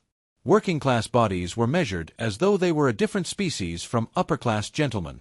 Colonial subjects were charted and ranked as races, placed on hierarchical ladders beside Europeans. The tape measure became a quiet weapon, a tool for sorting human beings. Though phrenology's claims about skull bumps were crumbling, its impulse to quantify character through the body lingered. Phrenological societies published endless measurement tables of heads, jaws, and brows, claiming they revealed intellect or morality. Many Victorians believed that a child's future could be charted from the slope of his skull. Even as mainstream science dismissed phrenology as pseudoscience, its measurement habits survived. Early psychology borrowed its fascination with metrics, replacing skull bumps with test scores and reaction times. The core Victorian assumption remained that hidden truths about people lay waiting inside numbers. The Victorian elite embraced measurement not only as science but as social discipline. Factories timed workers' output to the second. Schools posted ranked test scores. Prisons measured inmates' behavior in tables of punishments and rewards. This gave the impression that society itself was a machine, each person a part to be adjusted, improved, or discarded. Efficiency became morality. A productive worker was not only profitable but virtuous. A child who grew to match the average height and weight was seen as morally sound. Numbers turned behavior into something surveilled and comparable. Victorians lived under a constant quiet gaze, the sense that someone, somewhere, was recording their performance. This obsession radiated outward into the empire. Colonial officials in India, Africa, and the Pacific measured conquered peoples with the same zeal they applied to factory workers. They logged skull sizes, limb lengths, and skin tones, filing the numbers alongside crop yields and rainfall. These measurements justified imperial rule. Charts portrayed colonized populations as underdeveloped, their average heights or brain weights presented as proof of inferiority. The message was clear: numbers showed Britain to be naturally superior. The empire wrapped its domination in the language of statistics, as though conquest were a scientific conclusion. In reality, these figures said more about British anxieties than about the people being measured. But they gave the empire an aura of rational inevitability, as though it had been calculated rather than imposed. Behind the Victorian passion for averages lurked deep insecurity. The industrial world was chaotic. Cities exploded in size, epidemics swept through crowded streets, and traditional hierarchies trembled under the weight of new wealth. Measurement became a way to impose a sense of control. If the world could be numbered, it could be known. If it could be known, it could be mastered. But this created a new fear, of being measured and found wanting. Workers feared falling below production quotas. Students feared low test scores. Parents feared their children were below average in weight or intellect. The very system meant to reassure society made individuals quietly terrified. Victorian England built an empire of averages, hoping numbers could anchor a world that felt as if it might fly apart. But as they sorted humanity into columns, they blurred the line between describing reality and prescribing it. And so the question lingers. When you measure people to make them orderly, do you still see the people, or only the numbers? By the late 19th century, Victorian Britain was awash in numbers. Railway timetables synchronized the nation's clocks. Factory output tables tracked workers' every movement. Government blue books stacked up in Parliament like geological strata. But the more the Victorians measured, the more uneasy they became. For decades they had believed that measurement could tame uncertainty, that numbers would reveal the hidden laws of human behavior. Yet by the century's end, their own measurements were beginning to contradict each other. The world was not conforming to its ledgers. This final section traces how the Victorian cult of measurement unraveled, not through rejection, but through self-doubt. The concept of the average man, so central to Victorian thinking, began to wobble. Census data kept revealing wider variation than expected. New industrial towns swelled with migrants whose wages, heights, and literacy rates defied neat categories. Children from the same school measured wildly different growth rates. Statisticians found that the normal curve of human traits was more messy and jagged than their smooth bell charts predicted. Some reformers quietly admitted that the average man might be a mathematical ghost, useful for charts, but absent from real life. This realization gnawed at the Victorian dream of order. If people could not be cleanly averaged, then measurement could not promise control. Even more troubling was the human mind. Victorians tried to measure intelligence with reaction time machines, word association tables, and primitive IQ tests. But the results refused to align with class or skull size as expected. Children from poor families sometimes scored higher than wealthy ones. Prisoners occasionally outperformed clerks. This undermined decades of assumption that mental worth could be read from physical measurements. As psychology emerged as a new field, many scientists began to reject phrenology and anthropometry outright, arguing that character and intellect were shaped by environment and experience, things that could not be measured with calipers. The Victorian measuring impulse collided with something it could not capture: human unpredictability. Meanwhile, the mountain of social statistics Britain had amassed became too large to interpret. Blue books brimmed with conflicting figures. Sanitation tables contradicted mortality reports. Wage data clashed with cost of living charts. Officials who had hoped to use statistics as levers of control now admitted they were drowning in them. Numbers, meant to clarify the world, were instead mirroring its chaos. This realization shifted the role of statistics. They became not tools of command, but tools of description, ways to glimpse tendencies rather than dictate certainties. It was a quiet but profound reversal. Numbers no longer ruled people, they hinted at them. By the 1890s, scholars increasingly emphasized context over raw figures. Social reformers like Charles Booth combined maps and statistics with narrative interviews, walking London's slums to hear people's stories as well as count their wages. Booth's work revealed something the pure numbers had missed: that poverty was interwoven with housing, illness, education, and chance. No single measurement could explain it. Other reformers followed suit, blending data with diaries, case studies, and personal observation. The tide was turning from measurement alone to interpretation.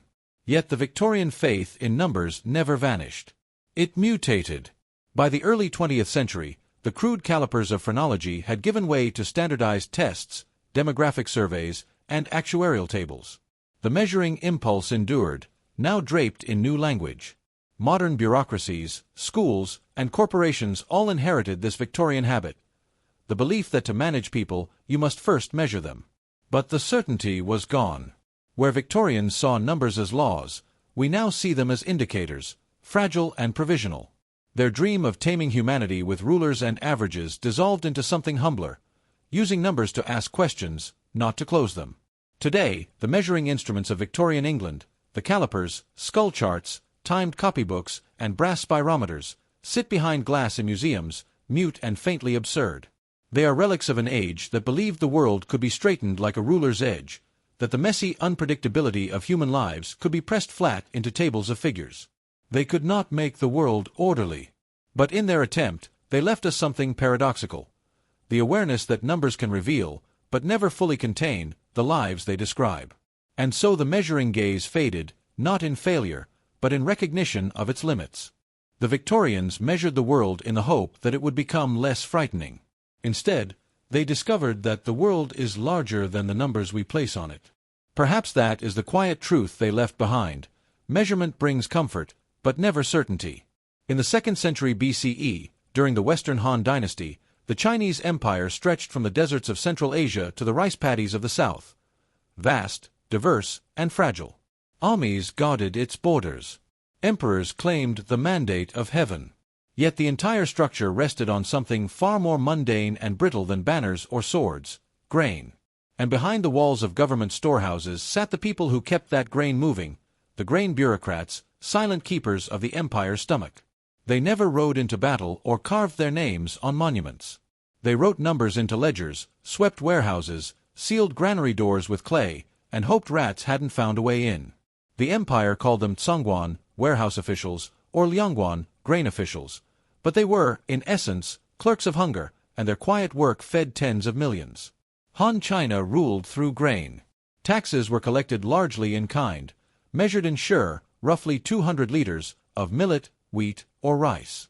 Farmers hauled their grain to local magistrates, who recorded every basket in brush and ink registers. The grain then moved through a tiered system of granaries, local storehouses, regional depots, and great imperial reserves near the capital at Chang'an. From these granaries, the state fed soldiers on distant frontiers, officials posted far from their homes, and peasants struck by flood or famine. Every movement of grain required paperwork. A shipment leaving a local granary traveled with duplicate bamboo strip tallies, one carried by the transport officer, one retained by the sender, both checked on arrival. If the numbers didn't match, someone would be punished. The Han Code treated grain as seriously as gold. Losing it through negligence could cost an official his rank, his property, or his life. Inside the granaries, life ran by the rhythm of ledgers. Grain bureaucrats rose at dawn, swept the dust from the storeroom floors, and inspected the mud seals on the doors for tampering. They opened the shutters to let in dry air, for moisture was the enemy. Damp grain molded and rotted quickly. They weighed and measured stock daily with bronze dippers and beam balances, tallying the amounts on bamboo strips bound with cord.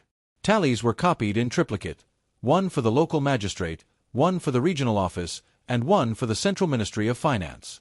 Each figure was written in clerical script with brush and ink, then dusted with sand to dry. Errors had to be crossed out with formal notations and signed by a supervisor. Every number mattered. The ledgers were stored in lacquered wooden chests lined with silk to protect against insects. The paper itself was rare and precious, often reused from older documents, washed and scraped clean.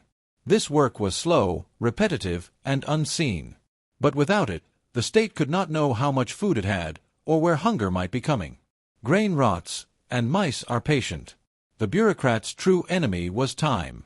They rotated stock constantly, new grain to the back, older grain to the front. They inspected for insects, dried moldy heaps in the sun, and patched cracks in the storage bins with lime plaster. They even posted cats as official granary animals, fed at public expense. Surviving Han accounts record rations for warehouse cats alongside brush ink and sealing wax. Every few months, the officials ordered turning the grain, shoveling entire heaps to aerate them, sweating in the dark while dust rose like smoke.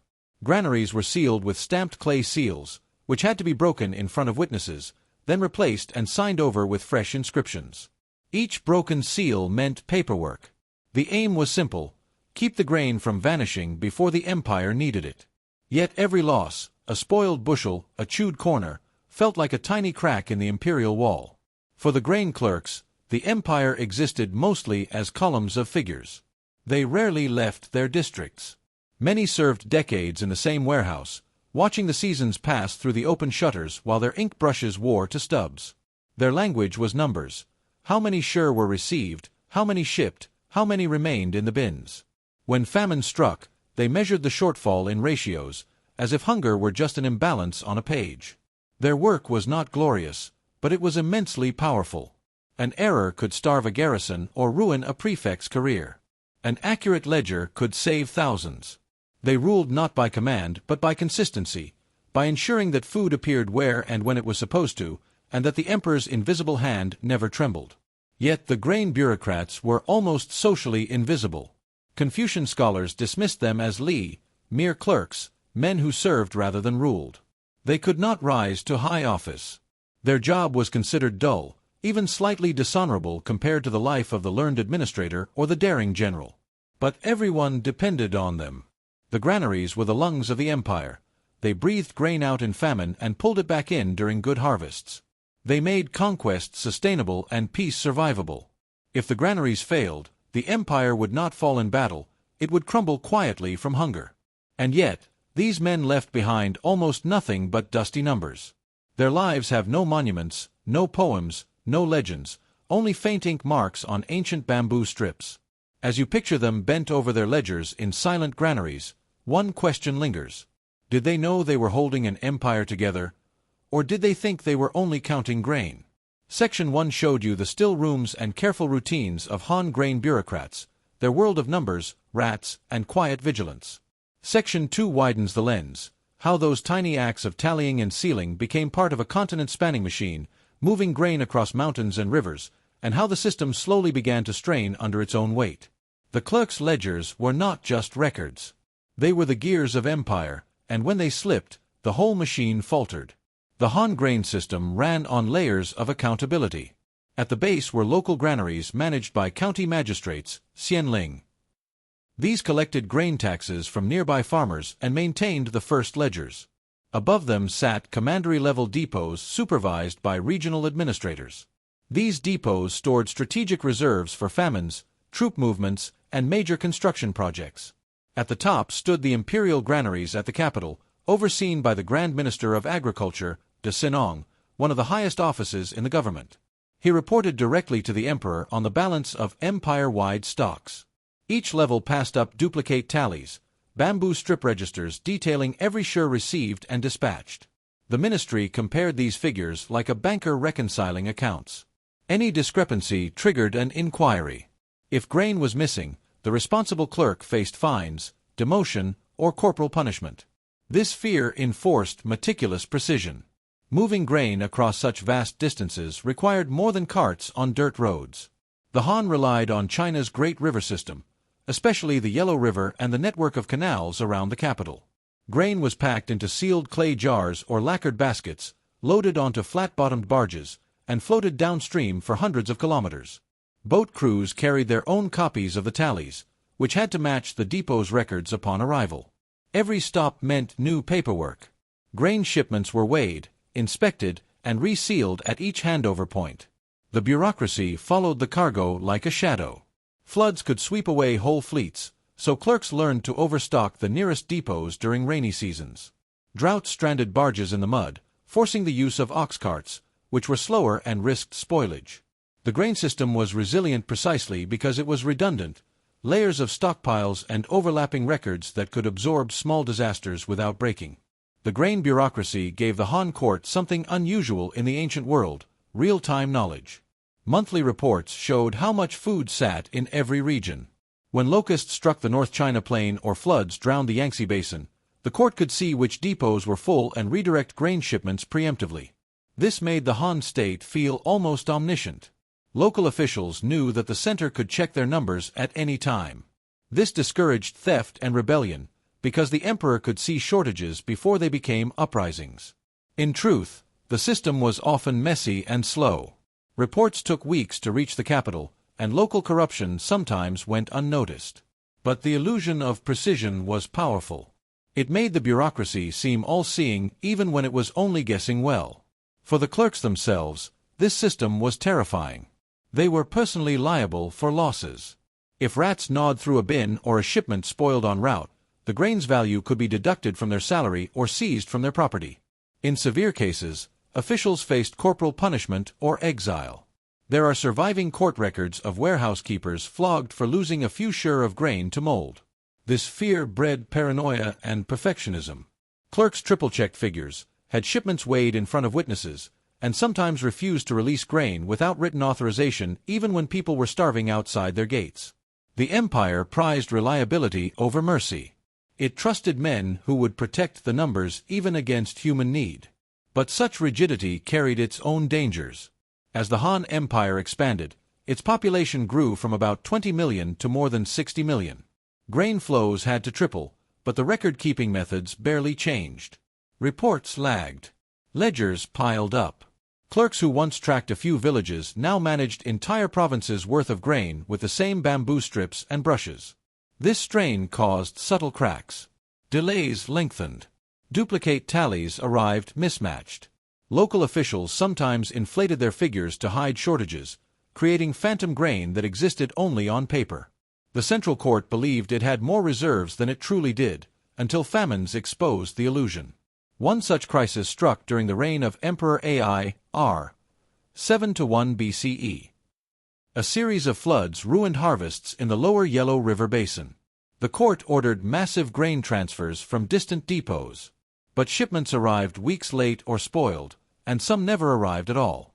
Later investigations found that local granaries had forged tallies to appear full, while in reality their bins were empty.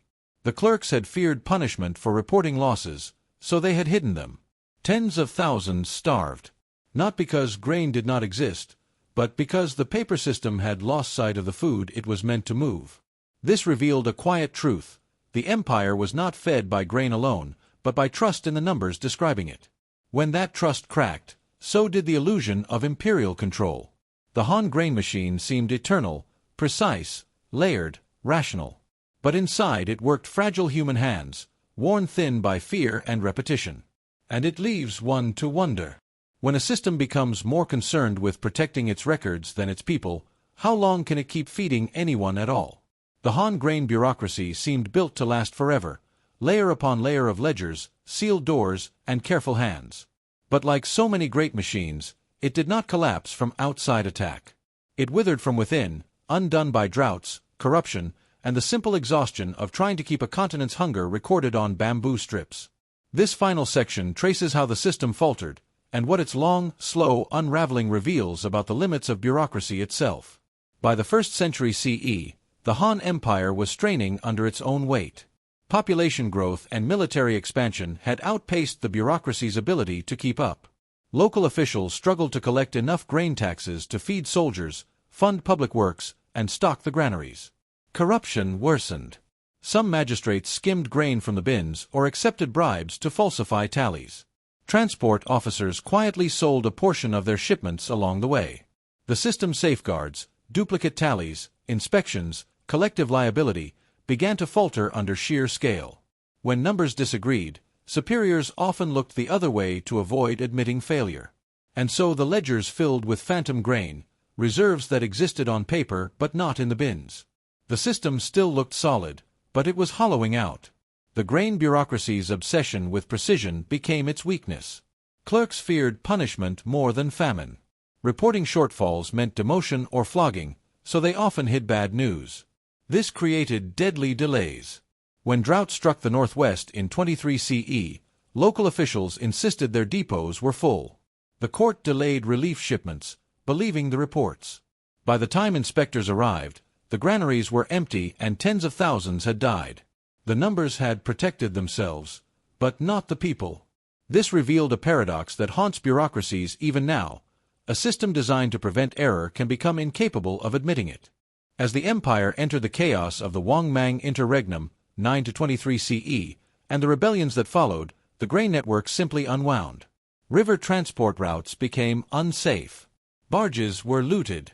Local granaries were seized by warlords or burned by rebels. Clerks fled or were killed.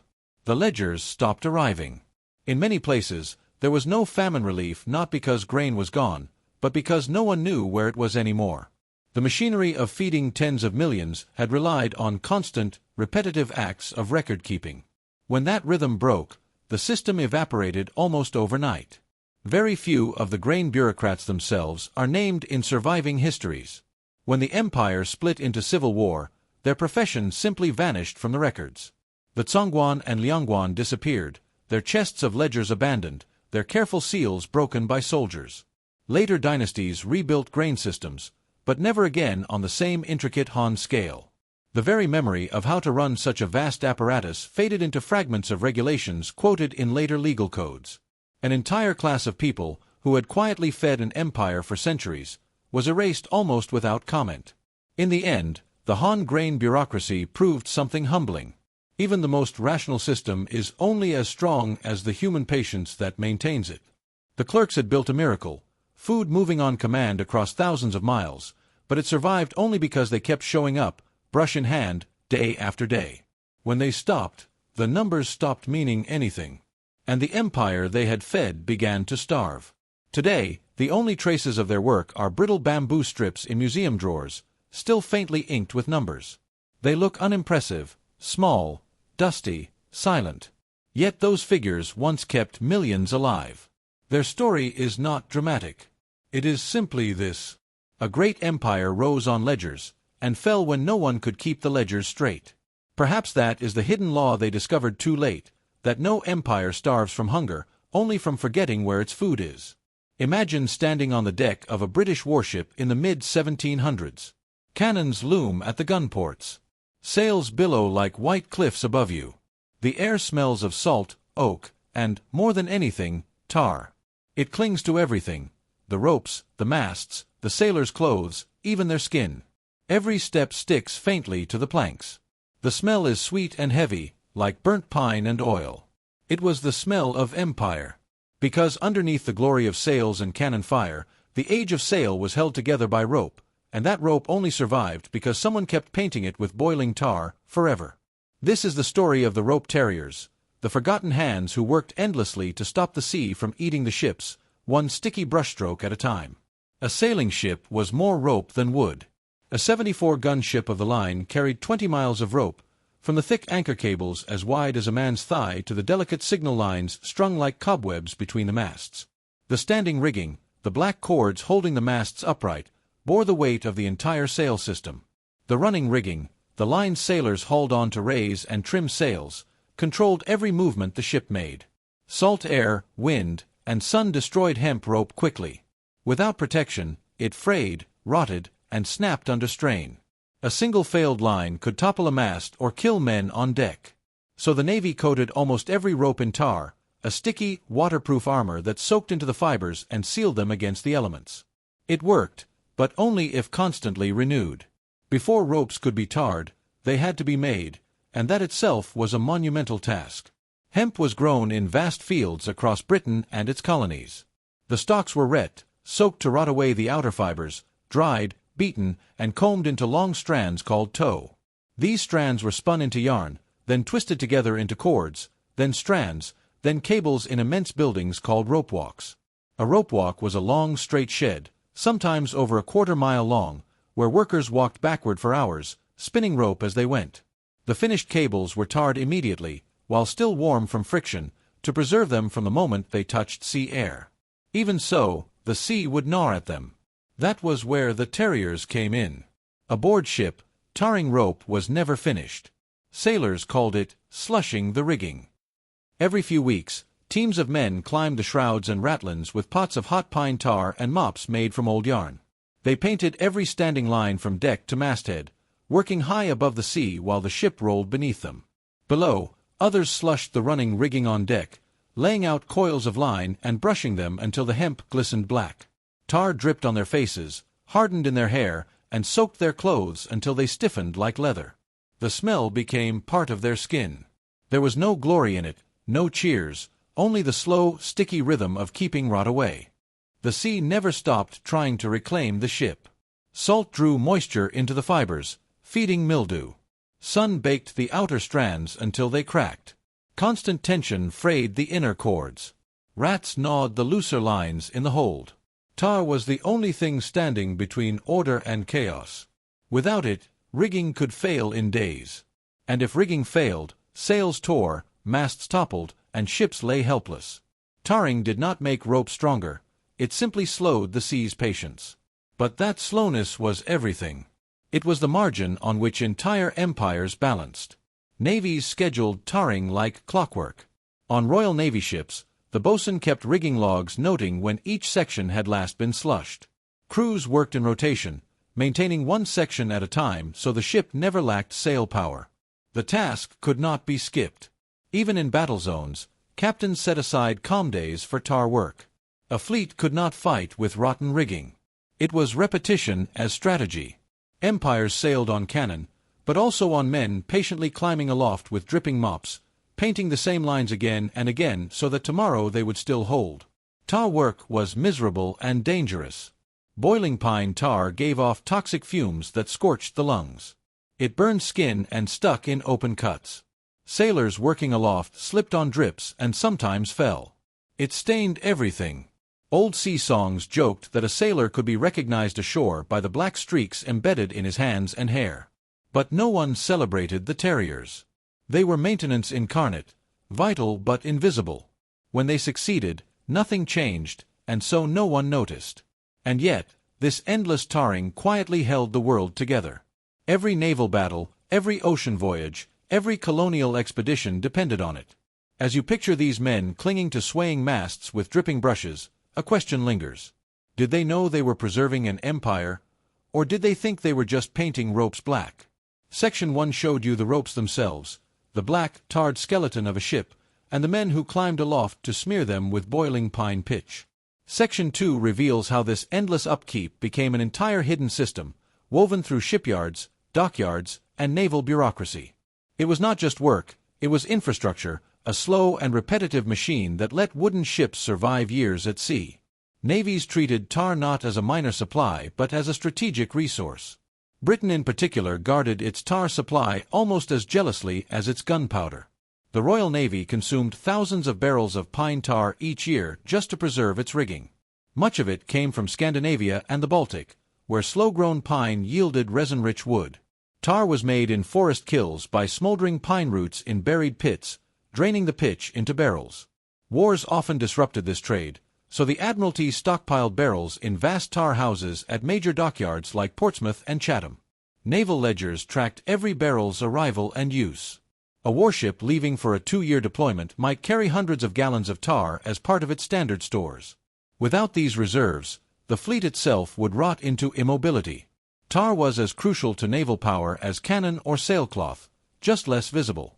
To modern eyes, rope looks durable. But aboard 18th-century ships, it was treated as perishable. Even with tar, standing rigging rarely lasted more than 3 or 4 years before fraying under the strain. Running rigging wore out even faster, sometimes within months, as it ran constantly through blocks and sheaves under heavy tension. The Navy Board planned for this. Dockyard clerks issued detailed rope books listing every vessel's rope inventory, length, thickness, and the date it was last replaced. When ships returned from long voyages, their entire standing rigging was often cut away and rebuilt while they lay in dry dock. The old ropes were burned, and the new ones slushed with hot tar before stepping the masts again. This relentless replacement created a hidden industrial cycle: fields of hemp, rope walks spinning miles of line, tarring houses soaking it black, dockyard teams rigging it aloft, only for the sea to start wearing it down again. It was a world where ships were not preserved, only perpetually rebuilt. On active ships, the schedule of tarring became a ritual of discipline. The boatswain divided the crew into working parties, each responsible for a section of rigging. On calm days, the men were sent up the shrouds carrying tubs of tar heated over deck braziers. They wrapped the lines in old canvas or yarn to keep drips from falling on the deck, then worked upward, hand over hand, mopping every strand until it gleamed black. Sailors called it slushing, because they often mixed the tar with grease or tallow to keep it pliable. The mixture soaked their clothes until they stiffened, and the smell of warm pine pitch and animal fat coated the air. The work was monotonous, but it was treated with ceremony. Captains inspected freshly slushed rigging with almost ritual solemnity, running a gloved hand along the tacky lines. A slack or missed section could mean a flogging. In the Navy's eyes, rot was a form of insubordination. Slushing was also dangerous. Men worked high above the deck, the ship rolling beneath them, their hands slippery with pitch. Falls were common. Even a short slip could break ribs on the shrouds or knock a man unconscious on the planks below. And the tar itself burned. Heated too much, pine pitch could spatter boiling resin, raising blisters. Inhaling its thick fumes scorched the lungs. Some sailors wrapped their hands in cloth rags to avoid skin contact, but the tar seeped through anyway, leaving their fingers permanently blackened and rough. Still, the work went on because it had to. The sea's patience was longer than any sailor's fear. Behind the ships at sea stood the great tarring houses of the dockyards. These were long, low sheds where new cordage was drawn through heated troughs of pine tar, then hung in smoking halls to dry. Workers stirred the vats with iron rods, their faces shiny with pitch. The smell carried for miles. Visitors to Portsmouth often noted the sweet and choking tang of resin in the air. It marked the edge of empire more clearly than the sight of masts. Here, miles of new rope were born already black, the sea held at bay for a little while. And from here, barrels of tar were dispatched to every fleet anchorage, feeding the constant hunger of the rigging. No one celebrated these men. They were not sailors or warriors. They were caretakers of tension, keeping hemp from unraveling while the empire moved on top of it. Their names rarely appear in logs. They received low pay, no medals, and no mention in the grand naval histories. Yet without them, sails would not rise, masts would fall, and fleets would sit dead in the water. They formed a hidden army, one that fought not the enemy, but time. This was the paradox of the Terriers. Their only victory was that nothing changed. If they succeeded, the ship looked exactly as it had yesterday. If they failed, it disintegrated. And so a question lingers. Can a civilization survive if its most vital labor is the work no one notices until it stops? For centuries, the smell of pine tar marked the edges of empire. Every wooden warship and merchant vessel sailed on a skeleton of blackened rigging, renewed brushstroke by men whose names no one wrote down. But by the mid-19th century, their world was beginning to dissolve. Steam engines, iron hulls, and wire cables crept into the harbors. The endless rhythm of tarring rope, a rhythm that had bound the world together for centuries, began to fade into silence. The change came not as revolution but as creep. Steamships appeared first as awkward novelties in the early 1800s, half sail and half paddle, their rigging still thick with tar. But each new generation carried fewer sails and more engine power. By the 1840s, naval yards were launching iron-hulled steamships whose masts were token remnants, their sails used only to conserve coal on long voyages. They still needed some rigging, but far less of it, and what they had no longer bore the same lethal tension as the towering web of a full-rigged ship. And because they carried less hemp, they needed less tar. The barrels stacked in dockyard tar houses began to move more slowly. The smell of pine pitch faded from the air. The real death knell for tarring came with wire rope. By the 1850s, shipyards were replacing hemp rigging with galvanized iron wire stays, thinner, stronger, and immune to rot. Wire did not stretch under tension, did not mildew in tropical rain, did not need men to climb aloft and smear it black every few weeks.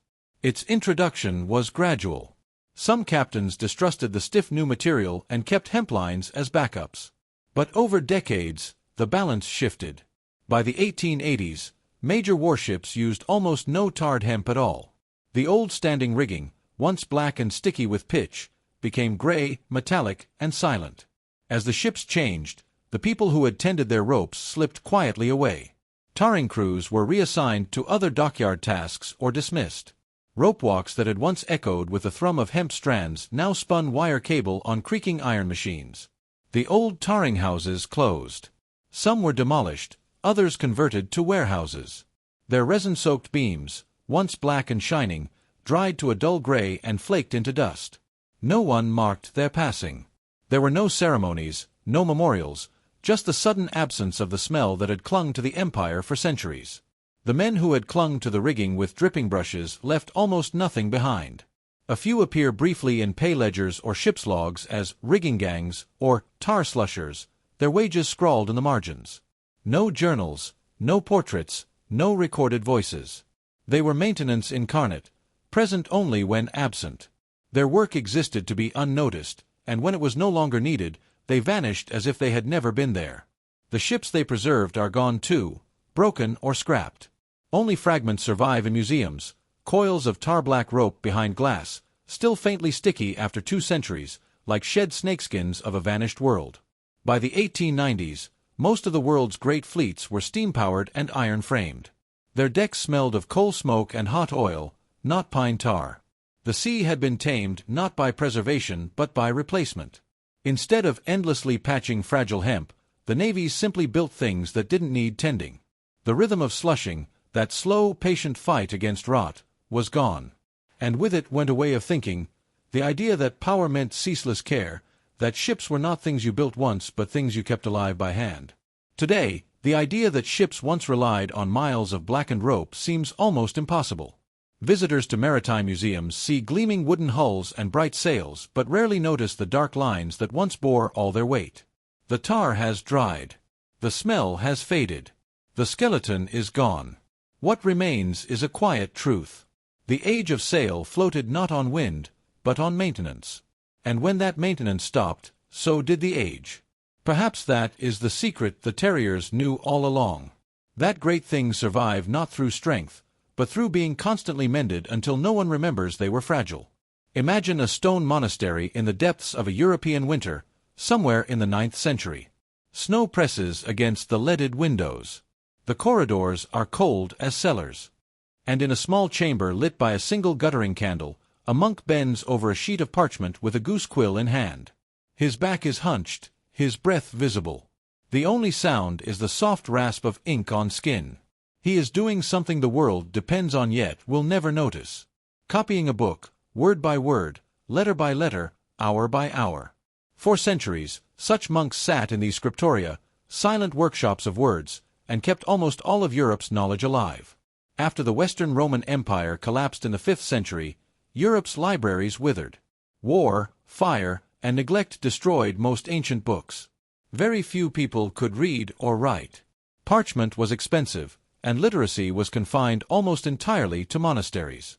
To preserve learning, monasteries created scriptoria, rooms dedicated solely to copying texts. Every monastery with the means maintained at least one. Here monks copied everything they could find: scripture, classical Greek and Roman works, medical treatises, histories, law codes, hymnals. The survival of authors like Virgil, Cicero, and Aristotle in Europe depends almost entirely on the anonymous hands of these copyists. Without them, the classical world would have vanished into silence. A scribe's day began in darkness. Before dawn bells, he rose from his straw pallet, attended prayers, and ate a crust of bread. Then he entered the scriptorium, washed his hands, to protect the parchment, sharpened his quills, and wrote until sunset. Each monk copied perhaps 1 or 2 pages a day. He had to trace each letter carefully, dipping his quill every few strokes, scraping away mistakes with a penknife. He worked sitting upright on a hard bench at a sloped desk, holding the parchment flat with one hand while writing with the other. There was no conversation. Rulebooks ordered absolute silence to avoid distraction. Communication was done with hand signals, pointing to the inkwell for "pass the ink," miming turning pages for "lend me the exemplar." The work demanded patience beyond patience. One slip could ruin a sheet that had taken weeks to prepare. Parchment itself was a labor of care. Made from the skins of sheep or calves, it required soaking in lime, scraping with crescent knives, stretching on frames, drying, and rubbing smooth with pumice. A single large book might consume hundreds of animals. Ink was brewed from oak galls, iron salts, and gum arabic. Quills were cut from goose or swan feathers, hardened in hot sand, and trimmed to a sharp nib each morning. Every tool was precious. Scribes often wrote around holes or flaws in the parchment to avoid wasting it. Nothing could be hurried. Books were so costly that even a wealthy monastery might produce only a few per year. Each was treated like a living creature, given its own wooden boards, leather binding, and brass clasps. Copying was only the beginning. After the scribe finished, the pages passed to rubricators, who added titles in red ink, then to illuminators, who painted the ornate initials and borders, and finally to binders, who stitched the leaves together. The result was a handmade artifact, unique even if it contained the same words as another book. Small quirks, a crooked line, a faint smudge, revealed the hand of the monk who made it. Most never signed their names. They left only tiny marginal notes, sometimes just "pray for me" or "my hand is tired." Their lives disappeared into the pages they created. The monks did not see themselves as scholars or authors. They saw copying as prayer. Benedictine rules called writing a labor pleasing to God. Each letter was an offering. To copy scripture was to participate in its creation anew. Even copying pagan works was framed as service, saving useful knowledge from oblivion so it might one day serve Christian truth. This mindset made them immune to boredom. Repetition was not drudgery, it was sanctity. To copy was to be part of an unbroken chain stretching back to the apostles. And so they endured the cold, the eye strain, the aching wrists, for years, often producing only a handful of books in a lifetime. By the year 1000, Europe's surviving libraries held only a few thousand books in total. Nearly all had passed through the scriptoria. Every law code, every psalm, every classical poem that shaped medieval and modern Europe survived because a silent monk once chose not to stop copying. He worked unseen, and when he died, another sat at his desk and carried on. The chain never broke. And that is the quiet miracle, not that they worked brilliantly, but that they never stopped. As you picture the cold stone room, the candle guttering, the tiny black letters marching across the page, one question lingers. Did they realize they were preserving civilization, or did they think they were only filling another page? Section 1 showed the scriptoria as still chambers of candlelight, where monks labored over parchment to keep ancient knowledge alive. Section 2 reveals how these copyists created not only books but entire systems of order, timetables, training, and quiet discipline that allowed this fragile work to continue for centuries without collapsing. They did not see themselves as innovators. They saw themselves as guardians of continuity. No one was born a scribe. Monks began as novices, first learning to read Latin aloud in the dormitory and refectory. Then, under a senior scribe's watchful eye, they practiced writing single letters over and over on wax tablets, erasing them with the flat of the stylus. Only after months of perfecting their hand were they allowed to touch real parchment. This slow training ensured uniformity. Every scribe wrote in the same script, first uncials, later Carolingian minuscule, so that books remained legible across centuries and monasteries. A monk might spend a decade or more copying under supervision before being trusted to work alone. The result was a culture where knowledge passed not through fame but through fidelity. Each generation effaced itself to preserve the last. Time in the scriptorium was measured not by hours but by prayers. Monks rose in the dark for matins, returned after lauds, paused for prime, broke briefly for terce, and so on through the liturgical day. Copying filled every gap between devotions, fitting into the breath of the monastery like a heartbeat. This rhythm meant work advanced slowly but steadily, never rushed. The emphasis was on persistence, not speed. Scribes rarely worked more than a few pages per week. A complete Bible could take 10 years to produce. But the system was built for endurance. Even when one monk died, another could step seamlessly into his place, continuing the book mid-sentence without disrupting the rhythm. Errors were dangerous. Because parchment was expensive and books few, a mistake could corrupt the only surviving copy of a text. The monks knew this and developed layered safeguards. Each scribe copied from an exemplar placed beside him. At the end of each page, he read it aloud to a corrector, who checked every word against the source. Finished books were read aloud again by a second corrector while another monk followed the text with his finger. This triple-checking was slow, but it meant that most surviving manuscripts contain astonishingly few errors. To the monks, accuracy was not just duty, it was salvation. They believed every misplaced word risked the soul of the reader and their own. Scriptoria also developed systems to organize knowledge itself. Monasteries invented catalogs and shelf marks, tagging books with letters and numbers to track them. They compiled glossaries, concordances, and subject lists to make their libraries navigable. This was not trivial bureaucracy. Without these systems, the knowledge they copied would have dissolved into chaos. A book that cannot be found might as well not exist.